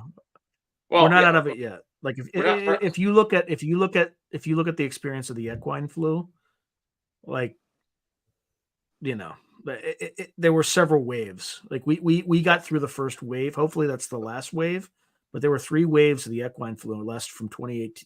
Sorry, 1918 to 1920. I guess Right? my point is that, like, something weird happened, and the world didn't end. And I think that one question that I threw around to people in conversation was, let's say the United States government came across dispositive proof that, Jesus Christ is the Son of God, right? And that human Mhm. beings have an eternal soul. If they came upon dispositive proof of that, would it be classified for the sake of national security? Hal Puthoff's, group of, Bilderbergers or whatever, who were checking up the pluses and minuses of disclosing UFOs. Like, what if Mohammed, were the God's representative on Earth, and some people found dispositive evidence for that being the case in some secret CIA project, and Hal Puthoff's friends had to tally up the pluses and negatives of disclosing it. I don't Yeah, the know U.S. that they would be in say. trouble. Yeah, U.S. would be in trouble. Yeah. Yeah. And so, like, these are significant, or evolution, right? Disclose the truth of evolution to the United States population circa 1860 or something, right? Yeah, well, I mean, there could also be other I don't want to get dark because we're trying to represent like this country we well, got from, yeah, we're but not. Let's yeah, not. you could go dark Well, really quick with things that you wouldn't want the population to know if they were true, right? yeah, yeah. I mean, but I don't know if Right, like what if we were I don't think the that's the reason why sentient they're. version of cattle, right? What if we were the sentient version of cattle, right? Yeah, I mean, So I'm my not my saying we are. I'm just yeah, I really don't. I don't know why they'd need us, to be their cattle or something. I think one. maybe they feed on fear. I don't know. I think there was a pretty good case made by some of the smartest people there that, by all indications, the people who have seriously looked at the phenomenon with information that Sean and I don't have seem to think that if there really is an NHI out there that's responsible for this, that it's most probable that its ecological niche does not overlap with ours in any way such that, you know, we need to fear resource competition with them. That's right. Yeah. We're not going to be fighting over. Let's move to the. Yeah, we're not going to be let's mining. Move to the next. All right, so the next, so that marks the end of the first day. So on the next day of the conference, we talked about, there's an introduction again in the next morning from Dr. Nolan and Dr. Scoffish. And then we talked about fraught relationships, government, democracy, and UAP. The first presentation was by Admiral Timothy Gallaudet, PhD. And that's how the U.S. government's apparent UAP apathy is a case of misplaced priorities. This is the one where he showed a chart. He showed a chart of like carbon emissions, the United States versus China, and China is up and to the right. They keep building new, coal-powered power plants, and the U.S. is actually starting to decline. And he said that the government, like one of the things that the government's currently doing with its climate change priorities for the U.S. military is actually hampering it. And of course, being who I am, my first thought is that the U.S. military could solve that problem in one day by bombing coal-fired power plants in China. But anyway, I'm not condoning that or saying that, but that was going through my head, and I was smart enough not to say, well, can't we just solve this? Can't you just solve your climate change goals by, taking out their coal-fired power plants? And the answer is yes, and we probably do it through cyber attacks. But I'm not condoning or saying we do it pretty cleanly, and also what Sean means is that when we Gallaudet was good in talking about this, how really like the low-hanging fruit in terms of decreasing U.S. carbon emissions, or where the precious defense dollars are best spent is not in making sure that we're limiting the greenhouse gas contamination caused by what we use to more swab by jet fuel, right? Yeah. It's right. The carbon footprint of the solvents we use on the decks of the aircraft carrier aren't going to move the needle, right? And to be fair, he took shots at both the current Democratic administration as well as the prior Republican administration. He's very balanced. Yeah. Right. He would. I can't remember what did he say about the Trump administration. I can't remember what that one was. He said that he had real. He was somebody who found it very difficult to work for the Trump administration. That he doubted he was not a fan of Trump, but that he worked in the government at that time because he felt this country needed him. That was what he said. Yeah. And at the time he was head of NOAA, right? Like the National Oceanic and Atmospheric Administration. Is that right? Yeah. And he talked about his experiences with USOs. A question that I wanted to ask, but I think he got down. They didn't really have too many questions for him. My question would have been, given the experience of terrestrial facilities like Malmstrom and things like that, where you have a huge, they're highly correlated. UFO sightings are highly correlated to where we store nuclear materials on the ocean with aircraft carriers, as well as your nuclear facilities on, in North America and around the world. The question I had is, do nuclear powered subs and also submarine launched ballistic missile platforms beneath the seas also see a disproportionate number of these objects? My intuition as well as logic would dictate yes, but I don't know. I didn't ever ask that question. Yeah, and furthermore, he talked about USOs, and he talked about anomalous undersea geography. Right? There was yes. Certain Yeah, actually, that's the biggest part of this thing. Yeah, there were undersea geographic features that he felt were worthy of serious scientific investigation. And he didn't. Yeah, oceanography. He didn't explicitly say what they were, right? But they were huge anomalies. I'm not an oceanographer, right? You and I are smart guys who know a lot about a lot of stuff, or a little about a lot of stuff. I don't know anything really about undersea geography, but he seemed to feel that there were, there were natural features under the ocean that showed signs of what seemed to be, artificial intervention, right? And right, he didn't say that though. Just to be clear, he didn't say that, but he would have framed it as anomalous. And then I got a question from Kid Rocks. It just said the one off Catalina ? The area that while he didn't explicitly say Catalina, the area that he described was actually, I think, south of that, right near the Mexico-U.S. border, and like off of Baja. Was that right? I'm we're gonna have to look at the presentation. We're gonna have to look at the notes of people who were taking them. I didn't have a pen with me. I should have.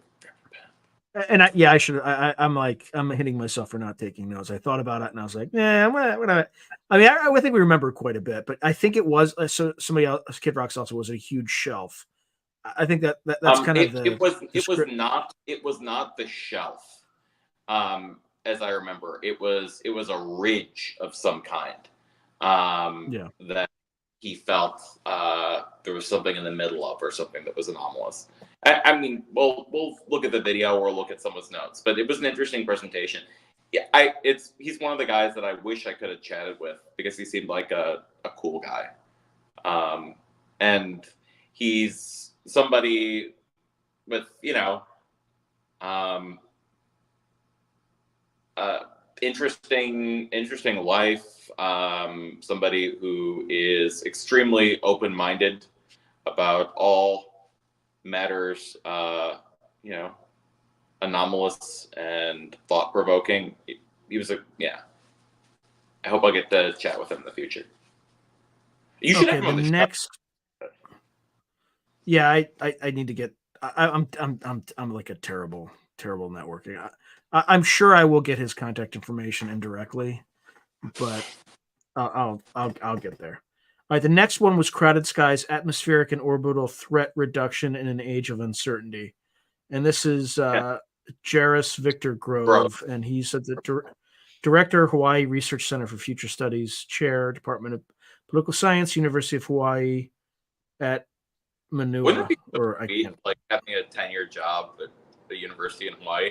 He didn't come to Stanford for the talk. I wouldn't leave either if I lived in Hawaii. Yeah, I think that was the first presentation where I heard the word unpersoned drones, and I'll just leave it at that. It was interesting. It was an interesting talk. It was a serious political science talk where he was talking about, the geopolitical implications of disclosure, about various different scenarios for. He had like 4 different scenarios, right? Yeah, and the term catastrophic disclosure, I think, was introduced by him. And I think the press sort of ran with that. Carl Nell sort of piggybacked off of it. It seemed like they had chatted with each other at some point, but Carl Nell reused that phrase, and I don't know, people seem to have run with it, but it was just like a hypothetical situation. It's like it was the type of situation that maybe, or people say people in the government were afraid of back in the 1950s, that if people, if a UFO landed on the White House lawn and the occupants began introducing themselves to each other, to passersby on the street, that people would stop going to work, stop paying their taxes, dogs and cats would start living together, and the fabric of the nation would come undone, right? That's the catastrophic disclosure, right? Or not to get too dark, but that would be a catastrophic disclosure. Yeah, although I would much rather have more details about the extent of what we know, because it's like the butterfly effect, right? Like a very tiny perturbation in what the official core narrative is have wild implications for certain variables on the opposite end, right? Like we just talked about the Buck Rogers thing, right? That's a radically different reality than the one where, hey, we don't know who they are, where they come from, or why they're here. No idea. Yeah. Right. So that's why it's hard to come up with, like, you need to have some base level of knowledge that is disclosed, at least, particularly to people working on a disclosure scenario, because you need to know what you're working with. And the more that you have secret, the less you can prepare for the various contingencies. So that was Jarris Grove. Okay, this is the big one. This is, I think we're going to go into some kind of more of a deep dive on this one. So, oh man, there's so many things here. Okay, so this is Colonel Carl Nell's presentation, and like almost standard Army presentation. And I say almost because he didn't have like moving graphics that made sounds and stuff like that. Like I used to have presentations where, you'd have like the Russian forces come in and then they would fire artillery, and you'd have this, and then the force, like the things would move on the map and in real time and all that. I mean, just like an absolutely absurd waste of time and resources to make. So he didn't have any of the bells and whistles that I would expect from a standard military presentation, but it was a well put together presentation, very thoughtful and considered. There was a kind of proposed disclosure timeline that was leaked. And if you watch my video, you know how I feel about that. And then there was, what's that? I think it was an honest mistake, but we'll continue. I'm sorry, Sean. I should have said it. Yep, ignorance is never an excuse. All right, so and then there's also things about the Schumer amendment. So let's talk a little bit about the Schumer amendment first, because there's things about that amendment that I'm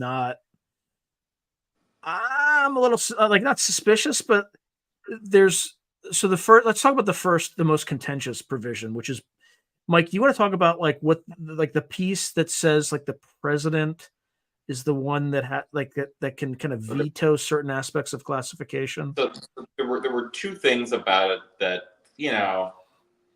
I don't know. There's the second one, eminent domain. So there may be three things that stood out to me in that presentation that I can easily comment about, right? So one of them was so the Schumer Act that Nell was discussing, for those who don't know about it, is a piece of proposed legislation, or it's an addition to the defense appropriation bill, right? So if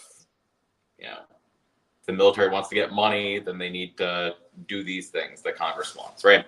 And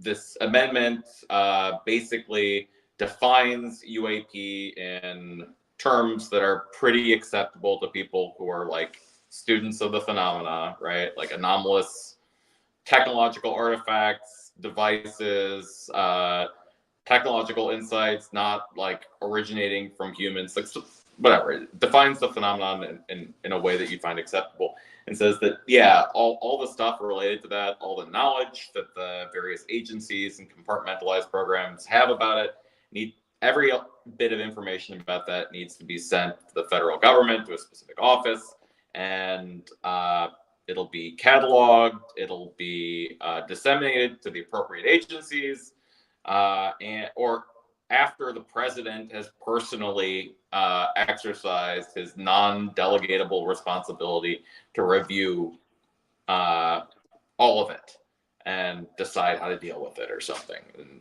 he can either disclose it and send it out to the public and to various branches of government for which this is they have a need to know, or he can choose to sit on it for another 24 years, right?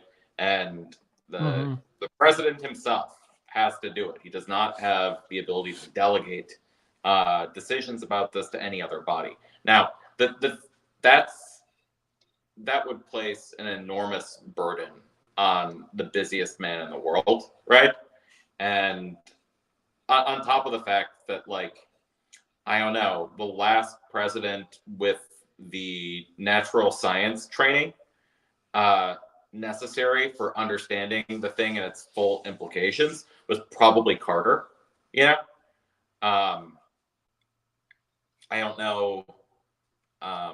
We can debate about, like, whether George Bush the first was also maybe qualified, given that he was a CIA director and he was a smart, serious, guy who was very tapped into the defense and intelligence world.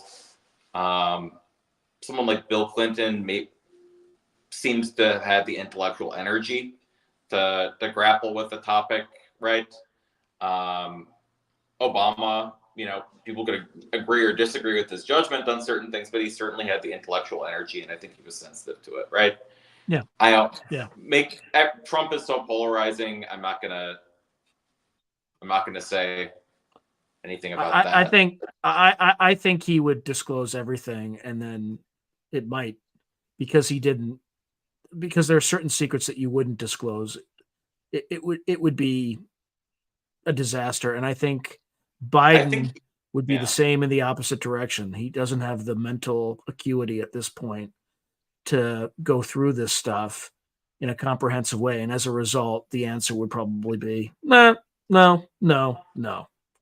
So either way, I think the current and the former president would result in catastrophic disclosure. Like, it would just be, we wouldn't get what we want. It just wouldn't go. It wouldn't go the right way. So my intuition about it is probably that when push comes to shove, Trump is sort of like, Trump would actually err on the side of not doing. Let me say it in less charged terms. Yeah. Trump would disclose too much. Biden would disclose too little. I would say that both of them, I think, would not disclose very much at all. Why? I can understand Biden, but why Trump? I think that in many ways, Trump is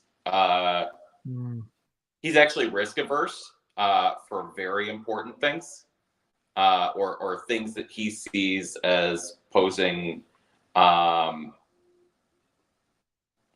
existential risks. I think that Trump didn't want new wars. Trump wasn't about adventurism. Trump sort of like talks a big game, and he takes calculated risks, but he never bets the farm on something like that. And I think also he's older, and I think that there's a conservative kind of bent to the older generation when they get into power.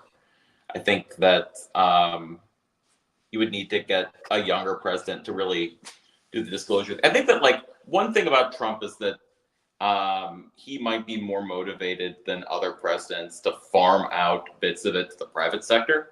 I think that, this isn't the kind of, I think that, Bush 2 would probably, nothing that, he knew Cheney wouldn't know. And I think that Cheney and Trump both spent enough time in the private sector to understand the ways that government sort of sits on trillion-dollar bills without thinking of how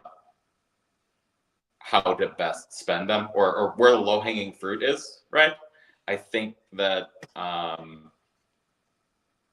they would try to find ways of getting technological insights into the public more aggressively than maybe Obama would or something. But, you know, yeah, at the same time, either way, requiring the president to personally go through and vet I think that, without being able to delegate anything is insane to me. It doesn't. Yeah. It just doesn't.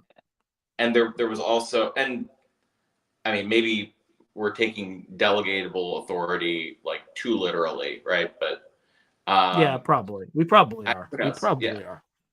But like the other thing was it was unclear to me to what extent the Atomic Energy Act of whatever the original Atomic Energy Act was, Still to what applied, extent, right?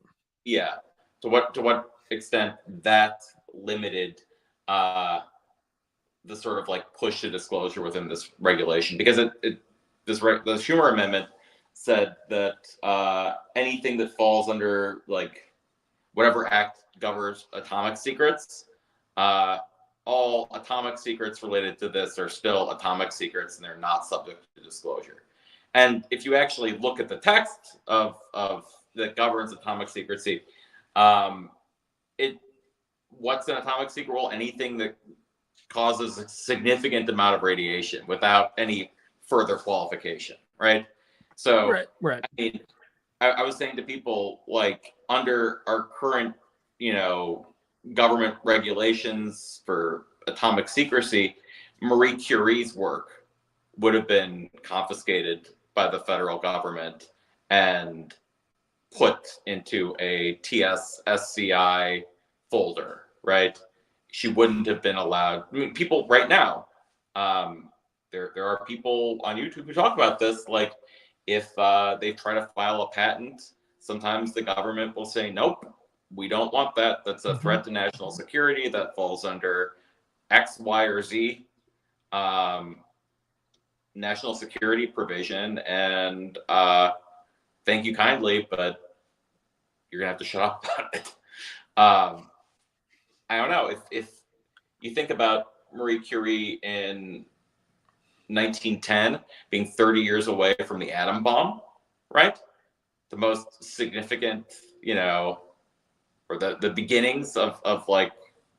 Yeah, we had attendees threatening to like leave the country if this thing passed, right? So yeah. Keep their materials. This is the eminent domain. But so this is just about, like, yeah, that dovetails into the eminent domain concern. The last thing was like that.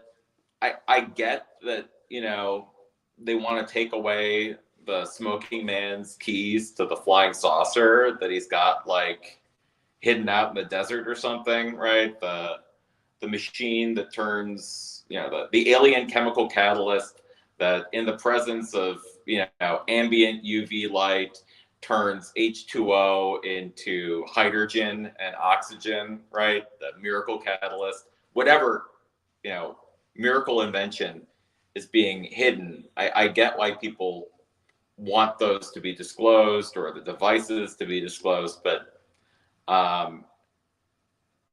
it was mentioned that if your grandpa found a piece of anomalous tinfoil or whatever on his ranch in New Mexico, you're committing. Feds are coming to your house, right? The glowies are coming to your house for it or something, right? Or what about Bledsoe? Bledsoe's got some material. Material. Yeah, right? Yeah. And like, in fact, he gave some to the government, and he had an investor who was willing to offer something like $1 billion for it. A lot of money. Yeah. And what about religious artifacts, right? Nation of Islam. Oh, that's a great point. That's a phenomenal point. Yeah. religious artifacts could easily fall under this, right? Well, and then what about provenance too? Let's say I don't know if this is the case. Let's say Lockheed Martin funded a $20 million expedition to Antarctica, or they can't go there, but I don't know, like the Kalahari Desert, and they did an archaeological dig and they found this thing and they poured resources into it and brought it back. The U.S. government didn't give that to them, right? They went and they kind of did their own thing. Why should the U.S. government be able to take it away? Now, if the U.S. government gave it to them and wants it back, that's a different, particularly in a kind of an not antitrust, but in a non-competitive situation, violating all those anti-competitive laws. Then all the companies that went bankrupt over that period of time now have a claim. Right. So there's a whole set of legal implications that have to be untangled or in you're order for going this to thing be to work. And then circumstances. You're going to be submitting the circumstances under which they were granted a no bid contract, right, to some sort of scrutiny. I mean, the statute of limitations probably expired for anything like that, so I don't know if it actually would amount to anything. But if it was, Nixon with his drinking buddies giving it out to X contractor rather than Y contractor, maybe that could be bad. But I don't know. I think. And then once you take this stuff away, how are you going to organize it so that you can reseed it out to hungrier companies to examine? Like, how are you going to set up that mechanism? Are you going to have like a quasi-private holdco or trustee that you set up and you hold all the technology and equipment that you confiscate through eminent domain in that quasi-private organization, and then you have some sort of separate legislation that has some number of small businesses that get to bid on these like there's a whole set of implications. But you want to set this up so that you can maximize American ingenuity to get this stuff done, right? Like, so Lockheed Martin said had 80 years, right? Lockheed Martin said 80 years. Lockheed can either advertise that they're working on this stuff so that they can poach the best engineers from SpaceX, or does SpaceX now get a crack at it after Lockheed's kept the thing locked up for 80 years? Right. Yeah. And then we haven't even gotten to the other, like, again, this is first, second order, fourth order implications. Then once you have this bidding process, the Chinese and the Russians know where this stuff's going. They're immediately going to find out who the scientists and engineers are. And, they'll probably, might do some soft approaches. Hey, we'll give you $20 million if you tell us everything you learned. Right. So you're going to have derivative national security problems with this stuff. You're going to have, somebody doesn't cooperate. If they want to set you back, if somebody's making breakthroughs, you might see the Chinese or Russians start killing scientists and stuff like that. Right. I mean, look at what happened in Iran in 2008, right? With the sticky bombs started showing up around their nuclear scientists. Like, this stuff is real. And there's stuff that there are implications. Yeah.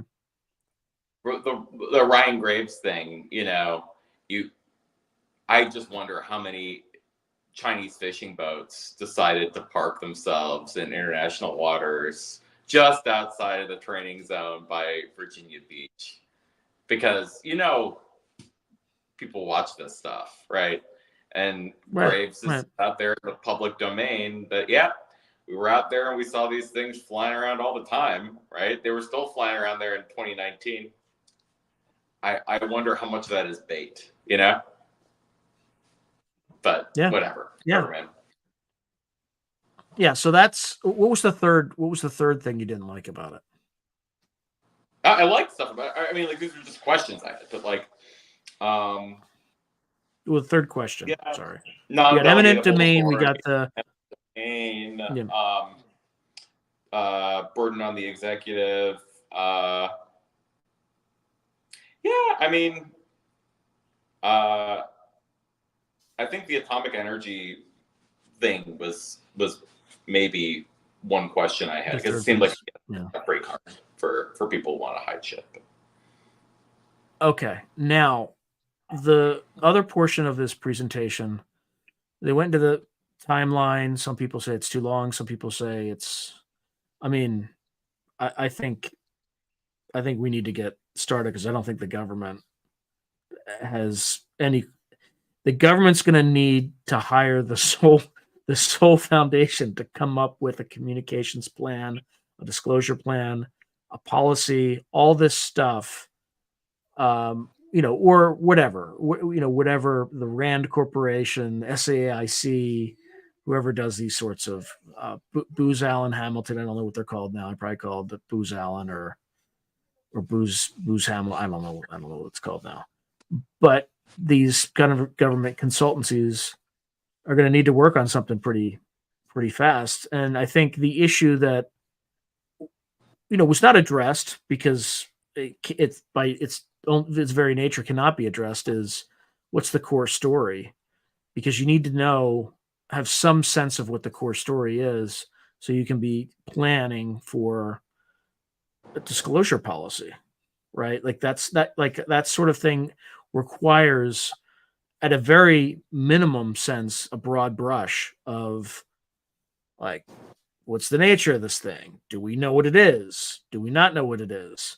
Because not having a clue what it is going to have a very different policy response than having kind of a detailed catalog of how many UHI or NHI races there are. In addition to, maybe there are aspects of this that are not extraterrestrial or interdimensional. Maybe you put angels and demons into the mix and that's their own thing, and maybe some of it is consciousness. I don't know. Whatever. I mean, exactly. It might have been.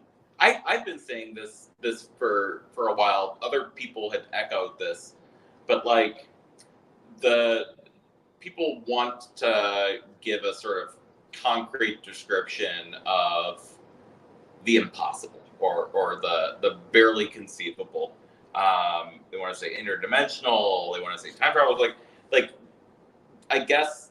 Yeah, it might be all the above. It might be all the above too, right? Or we could not have we could have the wrong concepts for understanding it. There needs to be some sort of conceptual shift. Like if it could be thought forms that we form with our consciousness, right? It could be thought forms that we form with our consciousness, right? Could be, but like our situation might be like that of the Andaman Islanders, right? Who have no like experience with Western science. Don't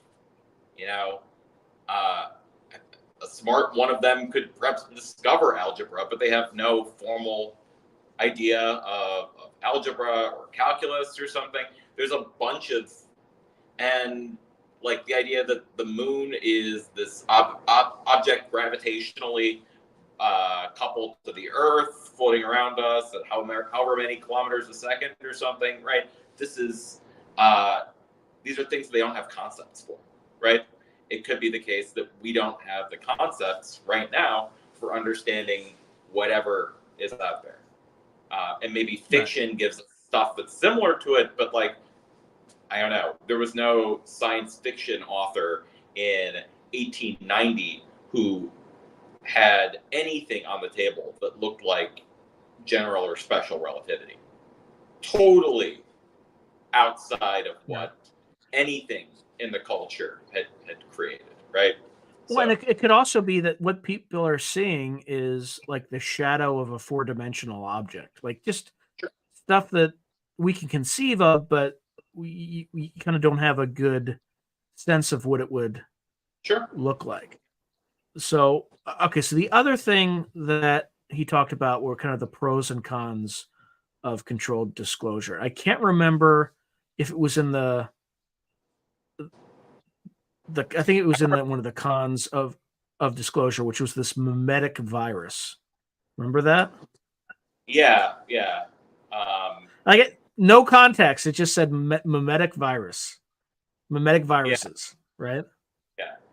I mean that means, what does that mean? What does that mean? Maladaptive ideas that take up headspace and our behavioral bandwidth, despite the fact that they are destructive and virulent, right? So Yep, I can think of a few examples that I won't mention on this live stream, but I can think of a few. Yeah, and we're not going to salient examples nowadays. We're not going to talk about like dark stuff, but no. yeah. So yeah, and we're not going to talk. I mean, we're not going to talk about But I mean, actually, a good example that we can that's a little bit more abstract. You should write a story about it. You should write a story about it, Sean. Yeah. I mean, as an example, though, like there are stories about Western doctors doing inoculations in different countries, right? And there's some kind of belief system that says that those people have been polluted with some like evil, and so their arms have to be chopped off, right? Another kind of mimetic, I've heard stories about people who don't want their pictures taken because they believe it steals their soul, like just stuff like that. Harmful misinformation.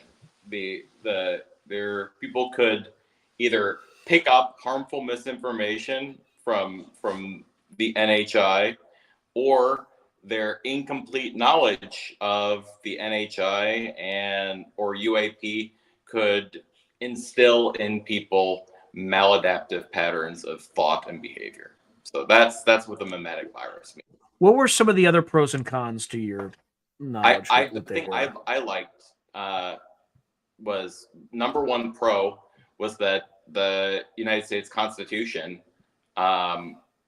democracy makes disclosure to some extent mandatory. That the Constitution protects, among it does protect our safety, but it also enshrines the importance of our individual pursuit of happiness, right? And that has widely been understood in our culture and by the courts as implying that the people have the right to know shit, right? Mm-hmm. People have the right to be informed, and the right to know shit is a human right. So that, I think, it was good that he took a principled stand on that. I thought people get very means ends, and trying to socially engineer the best outcome, balancing disclosure. I think sometimes you just gotta bite the bullet and take a principled stand. Yeah, now's time. Now's time. But you got to do it in a way that you at least minimize the negative impact of the disruption. So one thing that he kind of not teased, but spoke about explicitly, but he didn't frame it in game theoretic terms, right? But and he also, kind of talked a little bit about using kind of the Manhattan Project as an analog for how to deal with it. Of course, folks who were non-American were like, I don't know about that. Like, that sounds hostile outside the U.S. So fine, how about the Apollo program? But regardless of that sort of thing, the type of problem solving and the sorts of models that you would have to use are actually very similar to the game theoretic modeling that they used for dealing with the Soviet nuclear threat during the Cold War, right? That's kind of where Nash equilibrium, you all seen Beautiful Mind, that Nash equilibria was something that I think John Nash won the Nobel Prize for. But that sort of game theoretic concepts were used to model how we would respond to the Soviets in a nuclear war, and kind of dictated that sort of behavior. In fact, there are people that a guy I worked with or interviewed for my master's thesis, Dr. Zeckhauser, is one of the people who helped pioneer that sort of thing. But when we say game theory, what we mean is there are certain situations where how your strategy is dependent on someone else's strategy. And there are a number of strategies that adversary could employ. And whatever your strategy is, it better be the best strategy for any number of counter strategies. So just like kind of the nuclear threat, when you're talking about disclosure, there are a number of, I wouldn't necessarily call it adversaries, but in some cases they are explicitly adversaries. But there are a number of different parties in this exercise. So as an example, let's say we kind of do a broader disclosure. Is the NHI, right, is their reaction going to be the status quo? Is it going to be the same thing? Or is it going to radically change? Are they going to show up in your bedroom? Right? Highly evasive? Are they going to avoid it seems that whatever they do, they don't dump a whole lot of kinetic energy into the environment, right? That's right. They're not putting off a lot of heat. They're not making sonic booms. They figure, the monkeys know about us. We're not gonna, attempt to, deaden the acoustic impact of our, hypersonic transit across the United States anymore, right? You just blow out everyone's windows every 6 hours. Well, I mean, let's take an example. I'm just going to make something up. Let's say that NHI turns out the Earth is an experiment, right? And let's say the reason that we don't see a lot of this stuff is because they don't want to be seen. They're observers. But the moment that we disclose to the world that they exist, it kind of ruins their experiment. Right. And imagine in the experiment that they created us. Again, I'm just making all this stuff up. None of this stuff was discussed by Colonel Null. I want to be very explicit about that. But let's say got to scrap the experiment, got to restart it. And, Earth is our playground. So, here's we're not going to get dark, but wipe out humanity and restart, right? So it's important that you take that into your planning and your consideration. Same respect, what about China and Russia? What are they going to do, right? If we disclose, they're suddenly going to start kidnapping scientists. I don't know.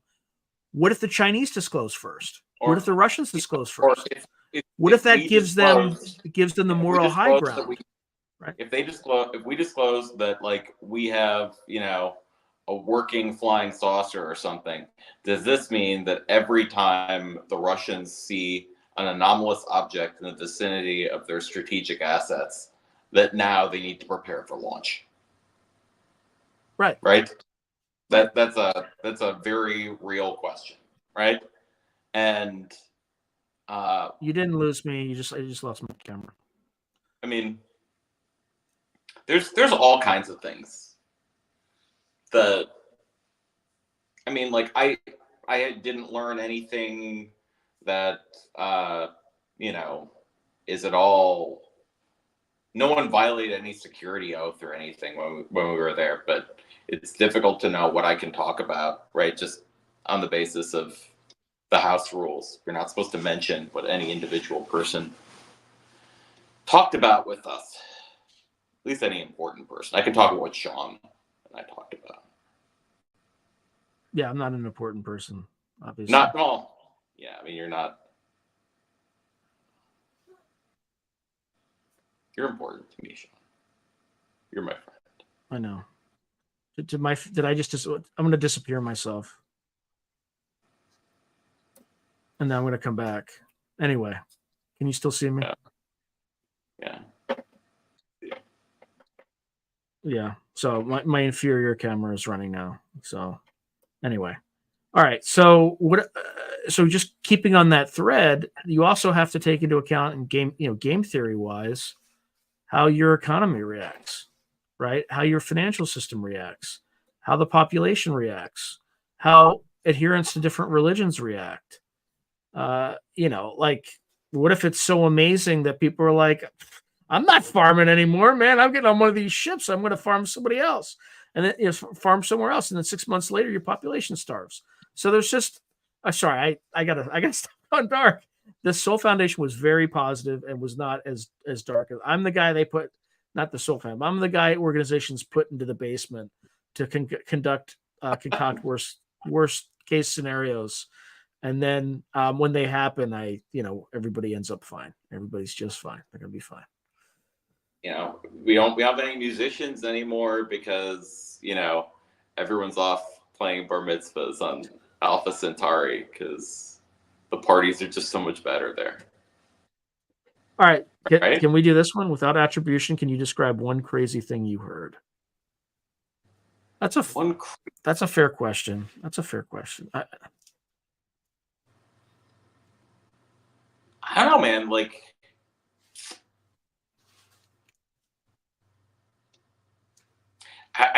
no one really said anything. I know one. I know one, but I can't I don't necessarily believe it because there's no so Mike, I'll explain the situation so you'll know who it is without me having to explain to say who it is. But when we went to dinner in the first night, one of the theories that we heard was that that there were tall whites at Nellis, and that people who got too close to them,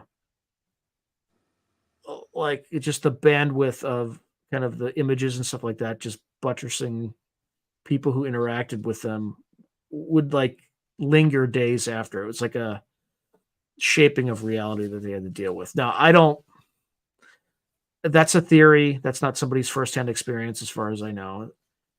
But I mean, that's not from any of the presenters. That's not from any of the presenters. To be very I would say that one sort of crazier thing. Well,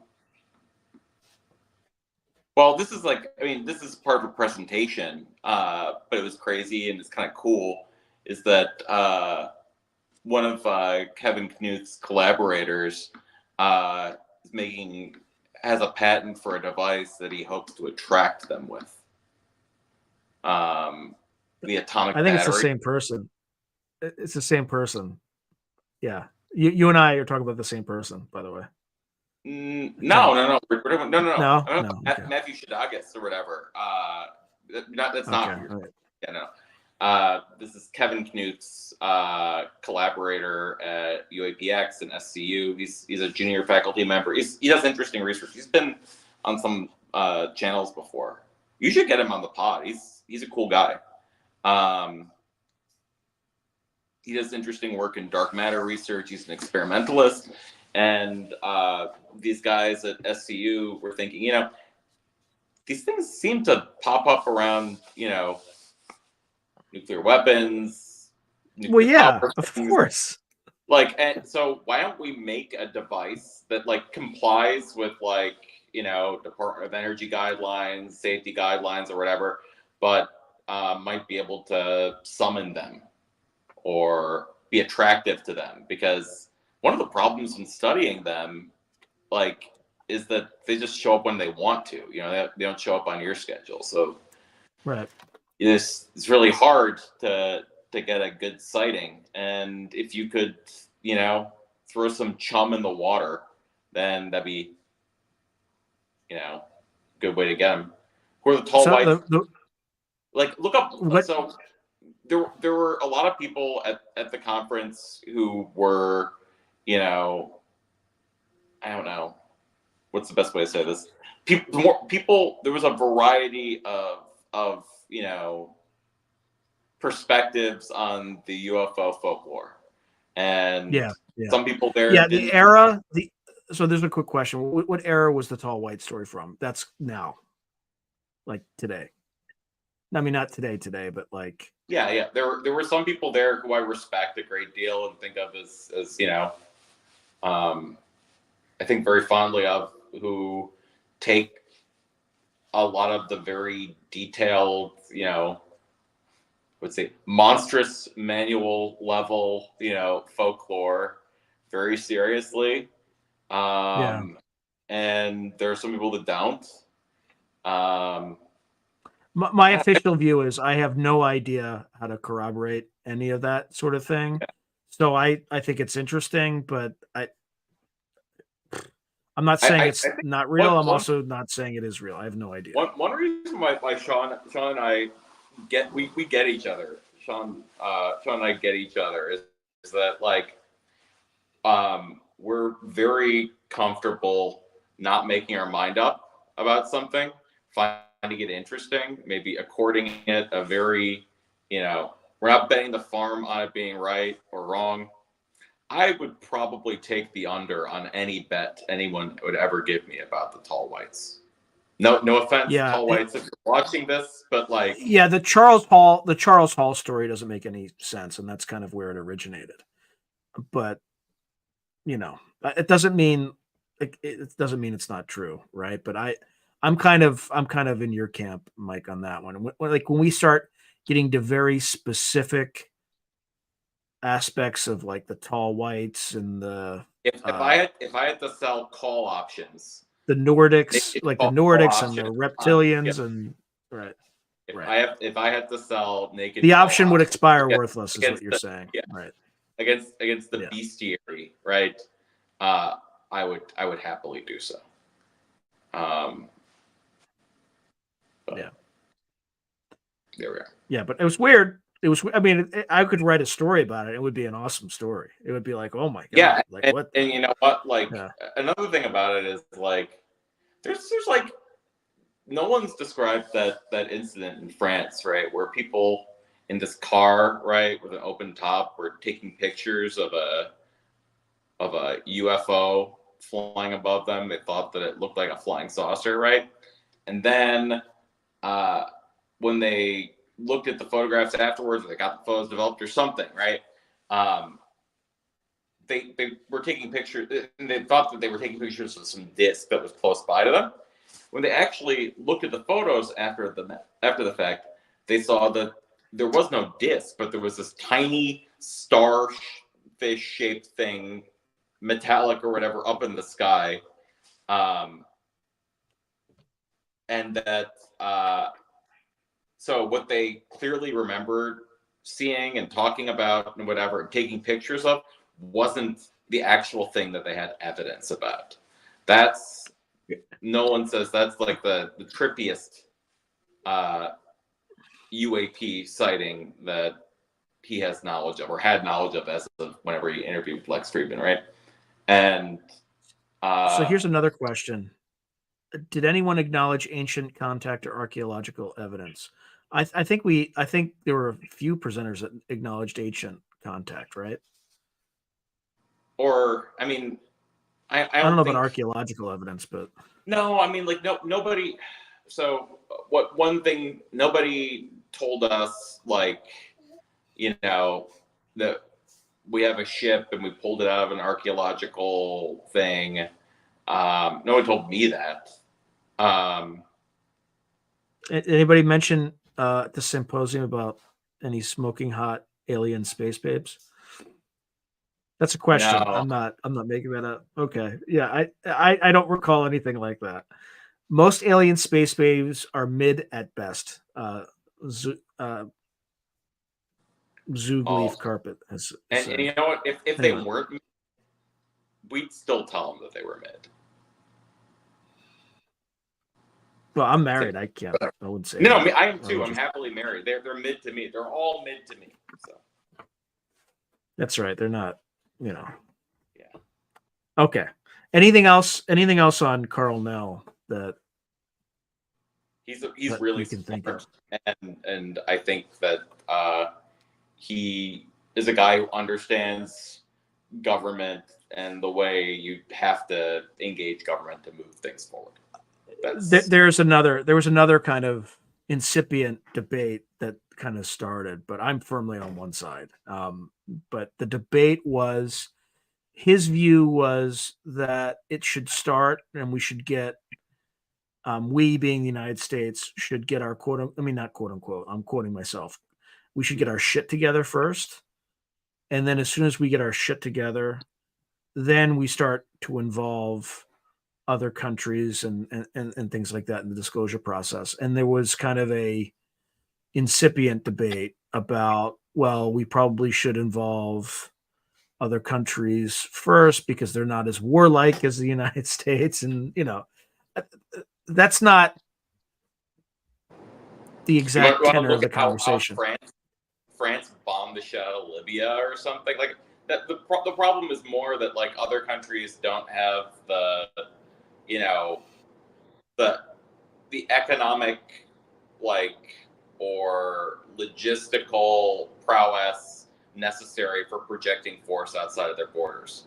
Russia barely has the resources to project borders, or project its power 100 miles outside of its border, that's traversable by land, right, into Ukraine. Okay.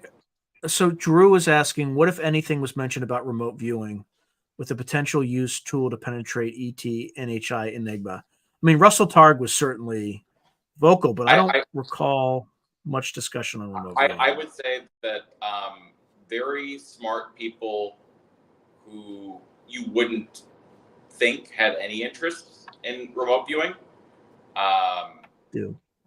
thought that there was something to it.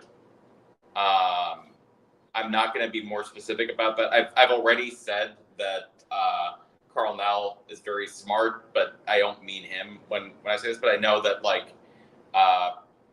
very smart people who I respect, who were at the conference, took anomalous perception seriously. Right. In part because there seems to be some pretty good data for it, but no, they took it seriously, almost, without, remarking upon, but it's crazy, they thought that it's just like, it's a real phenomenon that works. Yeah. And this kind of matter of fact, there was no hand wringing. Okay. What if a core secret is that humans were genetically manipulated in the past and some groups benefited more than others? What if some aliens are racist? It would explain a lot of what we're seeing. I mean, definitely not a discussion that we had there. Right. One term I think that wasn't a part of the discussion but could have been is information hazard. Mimetic virus was thrown out there, but an information hazard is moral hazard, where the people who are in control have information that can benefit them. No. Information hazard is, what if there's some piece of information that's true, but that the widespread knowledge of constitutes a moral, economic, or existential threat to humanity? What if there was a magic spell that anybody could cast, look in the mirror and say Beetlejuice 3 times at night, during a full moon, and you create an antimatter bomb 6 feet over your head, you'd get suicidal people destroying civilization with that. That I throw that out there because it's absurd, right? And because that's not true. But that would be you don't know if that's not true. It's absurd, but you don't know if it's not true. Or people talk about if there was some sort of artificial intelligence that had no ethical guardrails, that someone could ask it, I'm bored. I have $300 in my bank account and I want to do something horrible. What are the best ways to do it? Those are information hazards, right? So one could say that there could be information hazards that would be dangerous to the fabric of our society, right? Whether it's something that undermines the dignity of people who have, human rights under as we conceive of them, right? Or what if the aliens say that your religions are fake and we made them up to have obedient test subjects, all these kinds of things, right? Thoughts on mass hitchhiker effect resulting from disclosure? Didn't you? Well, you have some expertise on this. It's not necessarily explicitly hitchhiker effect, but it's like an effect that is, the more people know something, the more reality phrase in some way. That's an interesting idea. Yeah, I'll just leave it at that. But I don't think there was a lot of talk about the hitchhiker effect at the conference, so to speak. Yeah, I have like ideas that I kick around. I almost feel like I want to write a paper for some organization related to this about the hitchhiker effect because I have thoughts about it. But somebody wrote just veiled destruction. That's an even other. All right, we're like creating mimetic viruses as we speak. Right. All right. Okay, let's move on to is there anything else with Carl? No. If folks want to, I had a conversation with him, but we didn't talk, about the phenomenon explicitly. We just talked about being engineers. So just watch the video that I put out that may have brought you here, and you can find out about that. But nothing like entirely juicy. But anything else about? There's that tension between a U.S. centered disclosure versus a more internationalized disclosure, but I can't think of anything else off the top of my head. Let's go on. Let's move on to a different one. Yep. Okay. So the next one was unlocking the future, navigating UAP disclosure for global prosperity. And this is from Jonathan. Is it Berthe or Bert? Yeah. He was the Nordic guy, right? Yeah. Yeah, Belgian, right? Oh, okay. And I think he was remember he was the guy with the monitoring orbs around French nuclear sites. And then he's an AI entrepreneur and RoboVision chairman. So he's an entrepreneur, right? Mm-hmm. And you want to quickly summarize what he had to say? Well, he was talking about,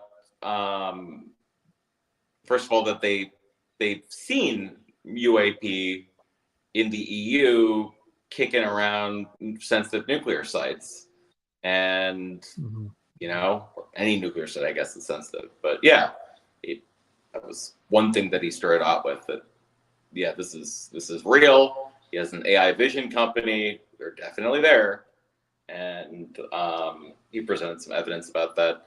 Then he was talking about the sort of technological implications of it. That there's an energy crisis, that's been hitting Europe quite badly. I remember my wife and I we were this is sort of aside, but we were on vacation. The destruction of the Nord Stream pipeline was not exactly helpful to that, but I'll just leave it at that. Yeah. We had a German Airbnb host, a German who'd immigrated to the American Southwest, and he was saying that something like 2/3 of the independent bakeries in Germany closed, since the war in Ukraine started, because their energy bills just destroyed them, right? That there are so many businesses, I know people in Ukraine have obviously lost everything, but throughout Europe, people who don't have to, duck and cover are still losing their livelihoods, still losing their businesses because of the energy costs being, high, volatile, unanticipated, and that he really partly their fault for 2011, right? For getting rid of their nuclear, for Angela Merkel getting rid of their nuclear power plants. Very dumb move. Very dumb. I would say that was the German transition to wind and solar is only slightly less remarkable than Germany's current transition to wood and oxen. Wood, oxen. Like California's moving in the same direction, man. Like what people don't understand is solar and wind are intermittent power sources. They're peaking power. You need baseload power, and the cleanest baseload power you're going to get is nuclear, right? And people don't want to have nuclear. Of power, but they're sources of power that appeal very strongly and sort of irrationally to people who don't think in numbers, right? Who are into feels over reals, and to the people who do think in numbers, they see an enormous opportunity to siphon off government largesse. So you have, you know, the hippies and the psychopaths, right, driving the country into ruin. When the people who you most want running a nuclear power plant in the world are probably the Germans. You know, the French have acquitted themselves extremely well too, but like, yes, they have, absolutely, 100%. Yeah, like very, very, like they.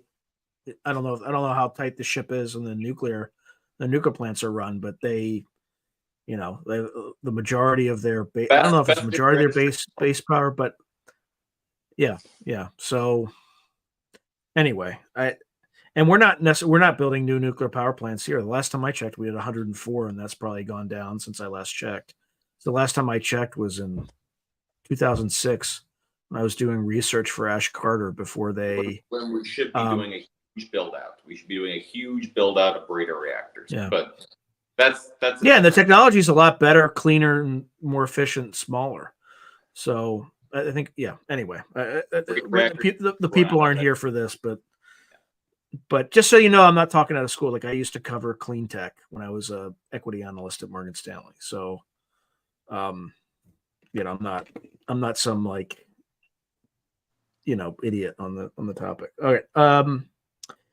Okay. So anything else on his particular presentation that's worth mentioning? We're running out of time, but so it was a good presentation. I look forward to being able to watch all these again. Yeah, we can cover Mel. He wanted to talk about regulatory issues concerning it, talking about international agreements on how to, you know, make sure that any enormous technological advantages generated by this are, you know, used constructively, ethically, stuff like that. Okay. All right. So the next presentation was what if an ET presence is confirmed, the potential consequences of disclosure. This was Christopher Mellon's talk. I don't think we really need to talk about it. All you have to do is go to the debrief and read his article on the debrief that came out today, and that's basically what his remarks were. Let me do a shout out to Christopher Mellon, who's actually a really cool guy. He's a lot of fun to talk to. Yeah, he is a good dude. He's very personable. Yeah. Like he's who he is, and his personality should come across in his writing and the interviews. I really liked him. I'd like to get a beer with Chris Mellon at some point. Whatever. Be fun. Yeah, maybe next year if this live stream doesn't get us kicked off of the circuit. Yeah, No, I think we acquitted this stuff well. We'll be able to be objectively measured when they post a video. Okay, next. All right, so this is a conversation with Charles McCullough III. He was the Inspector General of the intelligence community, the IGIC in the Obama administration, and I think that the biggest, I mean, I think it was a very kind of making the sausage. Like he talked about how the sausage is made, and it is exhausting. And it is not. When his video is out, maybe we'll talk about it in more detail, and we should get a lawyer maybe to talk about elements of it. I don't know if you ever get Danny Sheehan on the pod, he's someone to talk about it. But yeah, I mean, people who want like disclosure need to understand that like if you're the government works through, I don't know how bureaucrats interpret statutes, right? And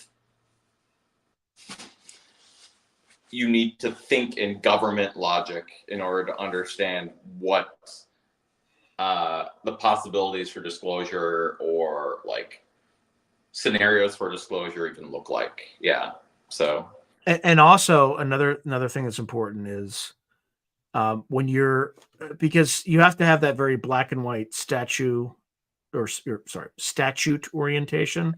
At the same time, when you're interacting with politicians, you also, like, that's a whole other tricky skill that you have to navigate, because if somebody asks you to do something, right, to enforce a statute, there's almost 100% chance that they have political aims in you doing it. So you have to call the other side and ask to do the same thing, or, volunteer to do the same thing, so you don't look like you're falling into or being politicized in Yeah. some way. And so, like, that was a big portion, or that was an element. I don't know how big it was, but that was an element of the discussion that I think was pretty interesting. But it was very, regulatory based and things like that. Anything else to add on that one? Oh, we gotta get. All right, We're getting.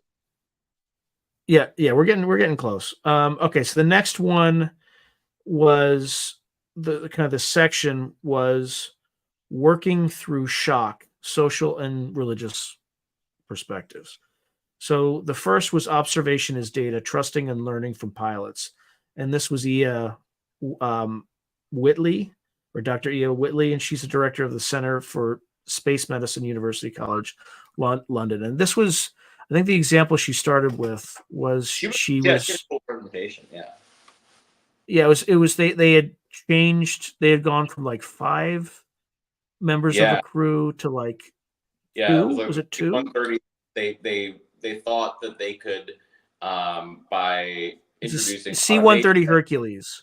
Yeah, they thought they could get the C-130 down from like 5 like necessary crew members to 2, and while on paper they thought they should have done it perfectly fine, in practice they wound up killing a bunch of people because they had created. Yeah, at one point there was like a crash every week or something crazy like that, right? Because it wasn't safe to, in practice, fly with only 2 people. Yeah.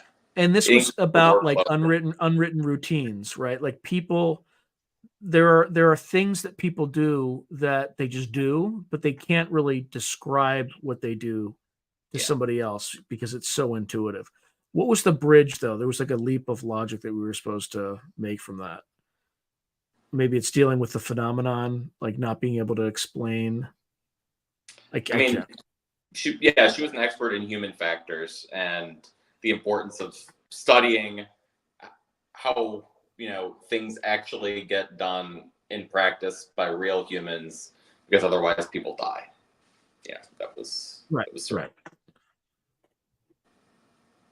Right, which kind of went with, you need to listen to the direct experience, like reporters, like trained reporters, like pilots and things like that. That's why it's very important that I thought like what you said about her work was actually just fascinating. Also on its own, yeah, I was mesmerized by it. I mean, it was really, really good stuff. All right, the next one was Dr. Paul Thigpen. He was a retired professor of theology, author of Extraterrestrial Intelligence and the Catholic Faith, and a bunch of other books. So I had to get this because I'm interviewing him next week. So, and then he's got another one called like Manual for Spiritual Warfare. I mean, it's just, so I have that. I'm going to read that too. It sounds fascinating. So his presentation was They Are All God's Children, Insights from Catholic Theology on UAP and Non-Human Intelligence. And that's the core of that, is about how will religions respond to the existence of non-human intelligence. It starts with the anecdote about Pope John Paul II and the little girl who asks him, if he baptized an alien or some shit. Yeah, if he would baptize an alien or something like that, and he said, I would baptize all God's children, right? There was no hesitation about whether or not they existed, etc. But there's some, I think, faiths that might be more prepared for this than others. Part of his point was especially that, like, within the Catholic tradition, within like many of the world world's religious traditions, like they have plenty of resources to accommodate this, like within their vast well of historical experiences. There's sophisticated doctors of the church who have thought of all this shit basically already. Yeah, and he talks about, like, I think the St. Anthony story, right, with the satyr in the desert and all that kind of stuff. The usual. Yeah. Islam has plenty of resources to accommodate this. Yeah, it's not. I mean, Hindus might already believe it or something. I don't know. Like so. And then I think the next one was Dr. Jeff Kripal. Yes. Kripal. I don't. And then it was To Shoot Down Souls: Some Paradoxical Thoughts on the UFO Phenomenon from a historian of religion. I think this was kind of the opposite conclusion. I think he was of the mindset that no religion could take this. I think he used like Arthur C. Clarke as an example, Childhood's End, right? Which is one of my favorite quotes. But yeah. And he said the only religion that was able to deal with it in that book, according to Arthur C. Clarke, was Buddhism, and of course Arthur C. Clarke was a Buddhist. So it was kind of the opposite. Not, I shouldn't say opposite take, but it was an opposing take on the, kind of what Dr. Thigpen was saying. I mean, it wasn't. I don't want to put him in opposition, but it was just a different take, right? Yeah. Anything else that he said that? I think by that point in the conference, I was brain dead. But no, I'm already brain dead now. So yeah, and that's probably fair. And it's going to be good to actually watch these again. I'm sorry that I've failed as a promulgator of great men's ideas. I think we did great. I think we did great. Well, we'll see. We'll be tested. But the other thing too is we did it in less than 3 hours. People who watch the video are going to have to watch, probably, I don't know what, 10 hours of video, something like that. Yeah. Yeah. All right. Okay. So I think the last, what am I? Bear with me. So I did take some Q&A, but I'll take some more, and we'll give us six minutes. I mean, we've been like doing pretty strong. How many we got watching? Sean? 19 right now. That's more than that's more than normal, by the way. That's So, I mean, and that's not cumulative. That just means like at this moment, they're 19 on. Current, yeah. So, all right. What are your questions? Because I think Mike's about to die on me here because he's also 2 hours ahead. So, yeah. If it's almost 10 o'clock for me, it's almost midnight for him. So, what questions do y'all have? Yeah, I don't know. I don't think I'm not going to go to work tomorrow. Mike, I go to work every day. But I work for myself. Actually, it's Thanksgiving. it's Thanksgiving, so you. Yeah. But I'm still going to work because I got to get some stuff done. If I don't work, I don't know why I would go to the office tomorrow. Yeah. Well, I don't go. I mean, the office is in my house, so I have that advantage. Truly a king. That's right. That's right. We're still. I mean, come on, no questions. After we just laid out like all that stuff on you, your head's not spinning yet.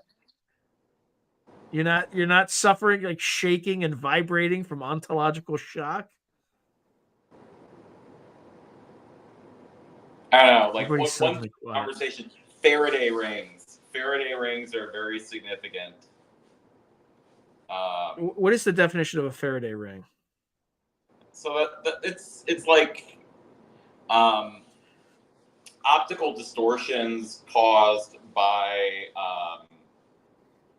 on polarized filters when you're looking at a UFO, like because of the intense magnetic fields, they change the circular polarization of the light around them. So you see the magnetic field lines on the polarized filter.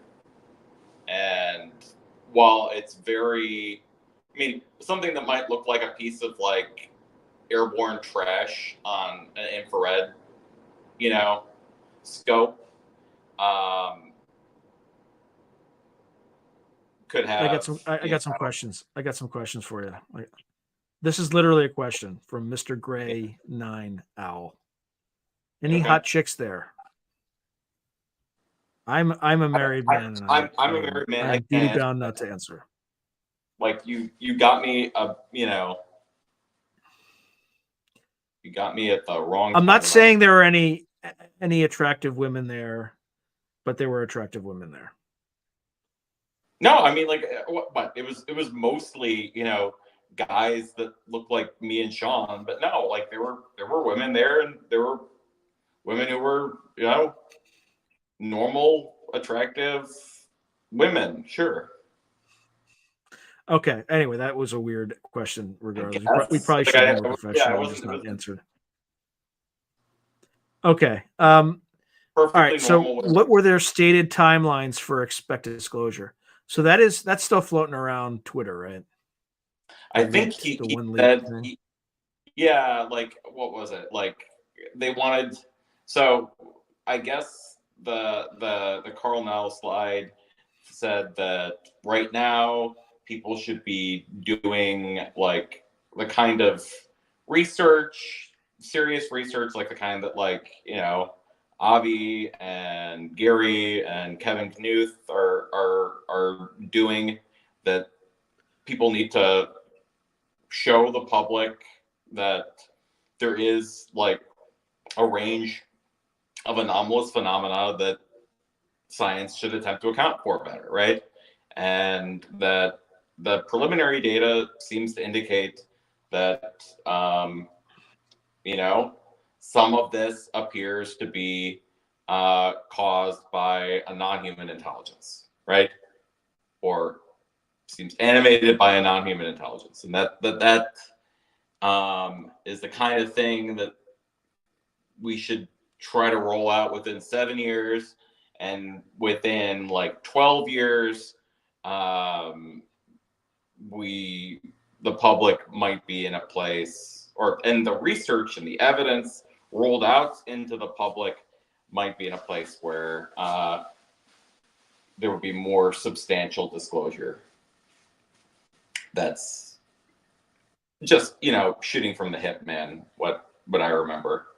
I didn't take a picture. Yeah, I'm trying to find the.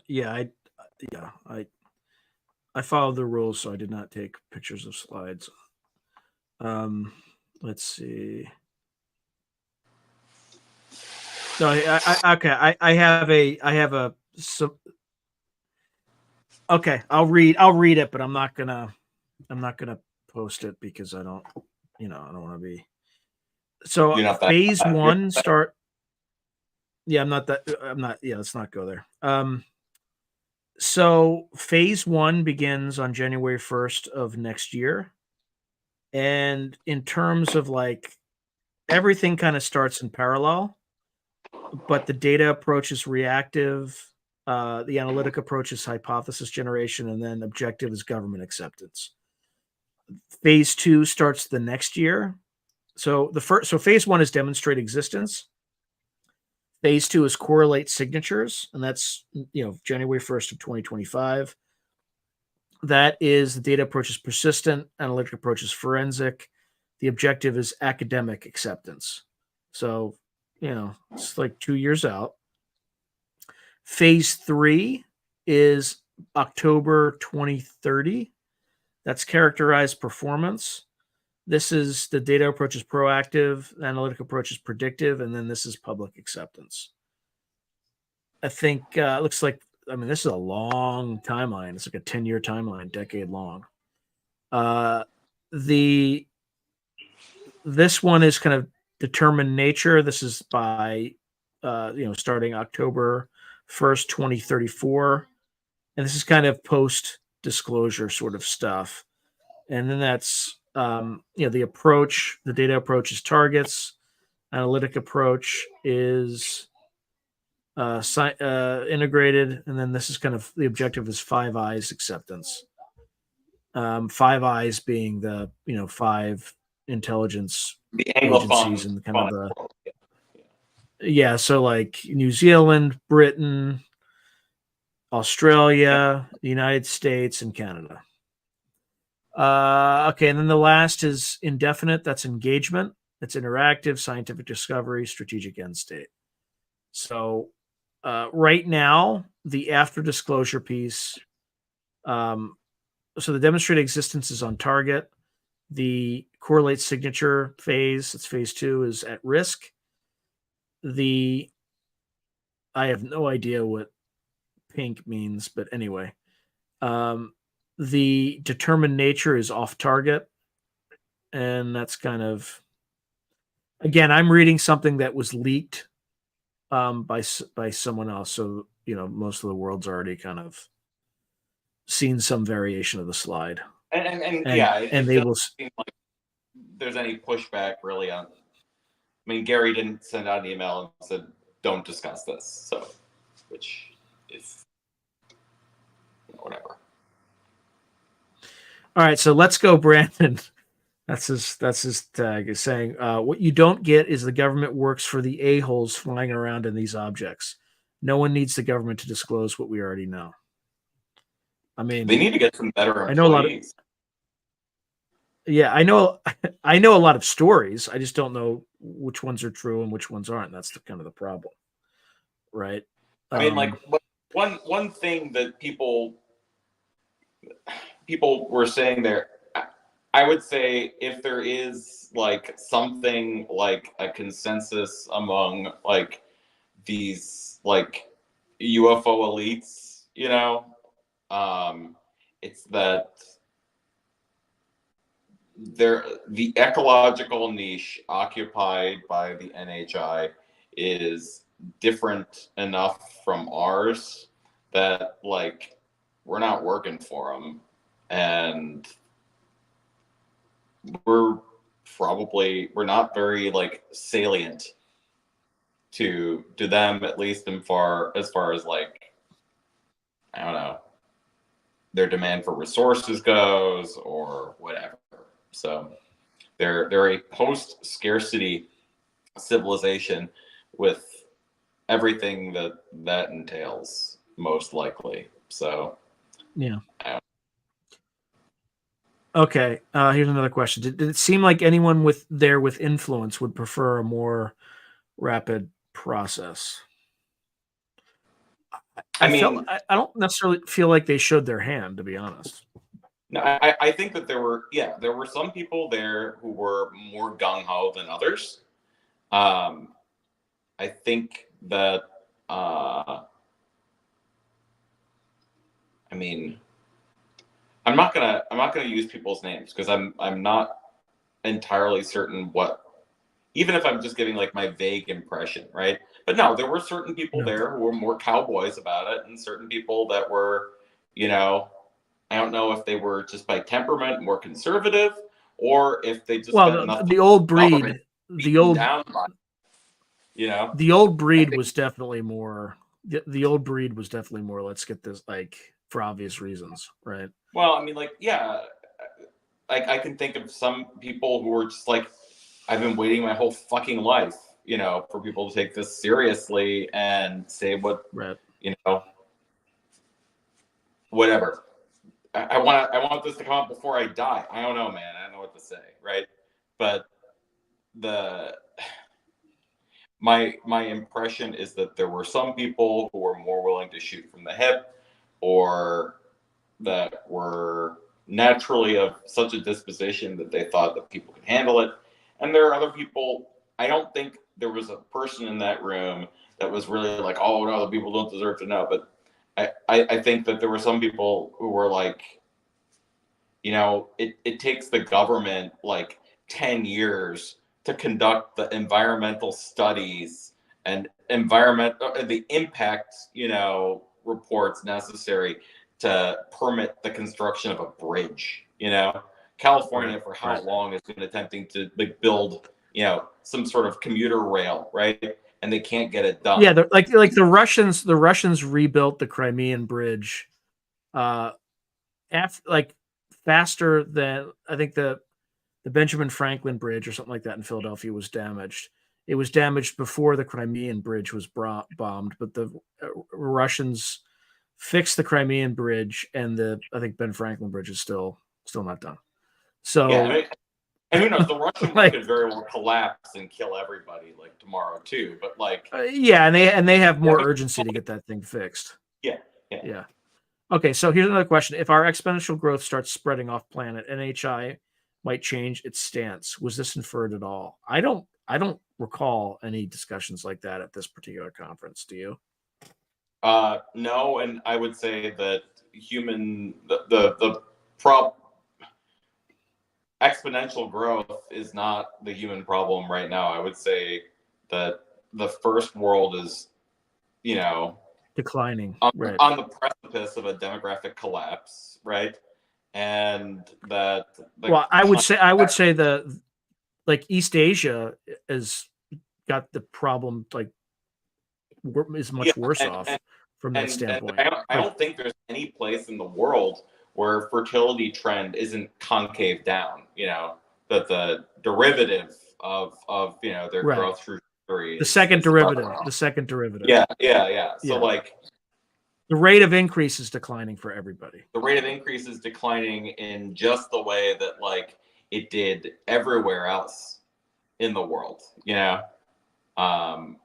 I think our problem, we're not going to be the cockroaches of space. Like the problem is going to be who's going to hold the bedpan when we're dying. I wonder how many times the term second derivative is used on a YouTube live stream.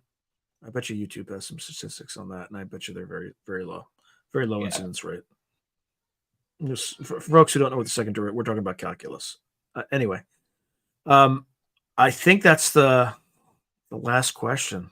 So I think we should probably end it right here. I didn't expect to go over 3 hours. It was, well, you know what? But I think it was actually pretty information dense, though. I think Sean is one of my best buds, and we have long, wonderful conversations like this a lot. So happy to share it with the wider population. Feel like it was helpful having somebody. It was helpful between the two of us because neither of us took notes or like took snapshots of the slides. So we had like literally everything had to come out of our collective memory. So if anything we said, I didn't want to, but I if anything that we said is inaccurate, please watch the videos when they come out from the Sol Foundation. Soul Foundation will obviously take precedence because they recorded what actually happened. But we try to do our best, so we want to make sure that people kind of. I'm you just go a ahead. dude in his pajamas shooting the shit with his friends. So there we go. Yeah, but I think we're also doing a service for other folks. Yeah, I'm not trying to be flippant. Yeah.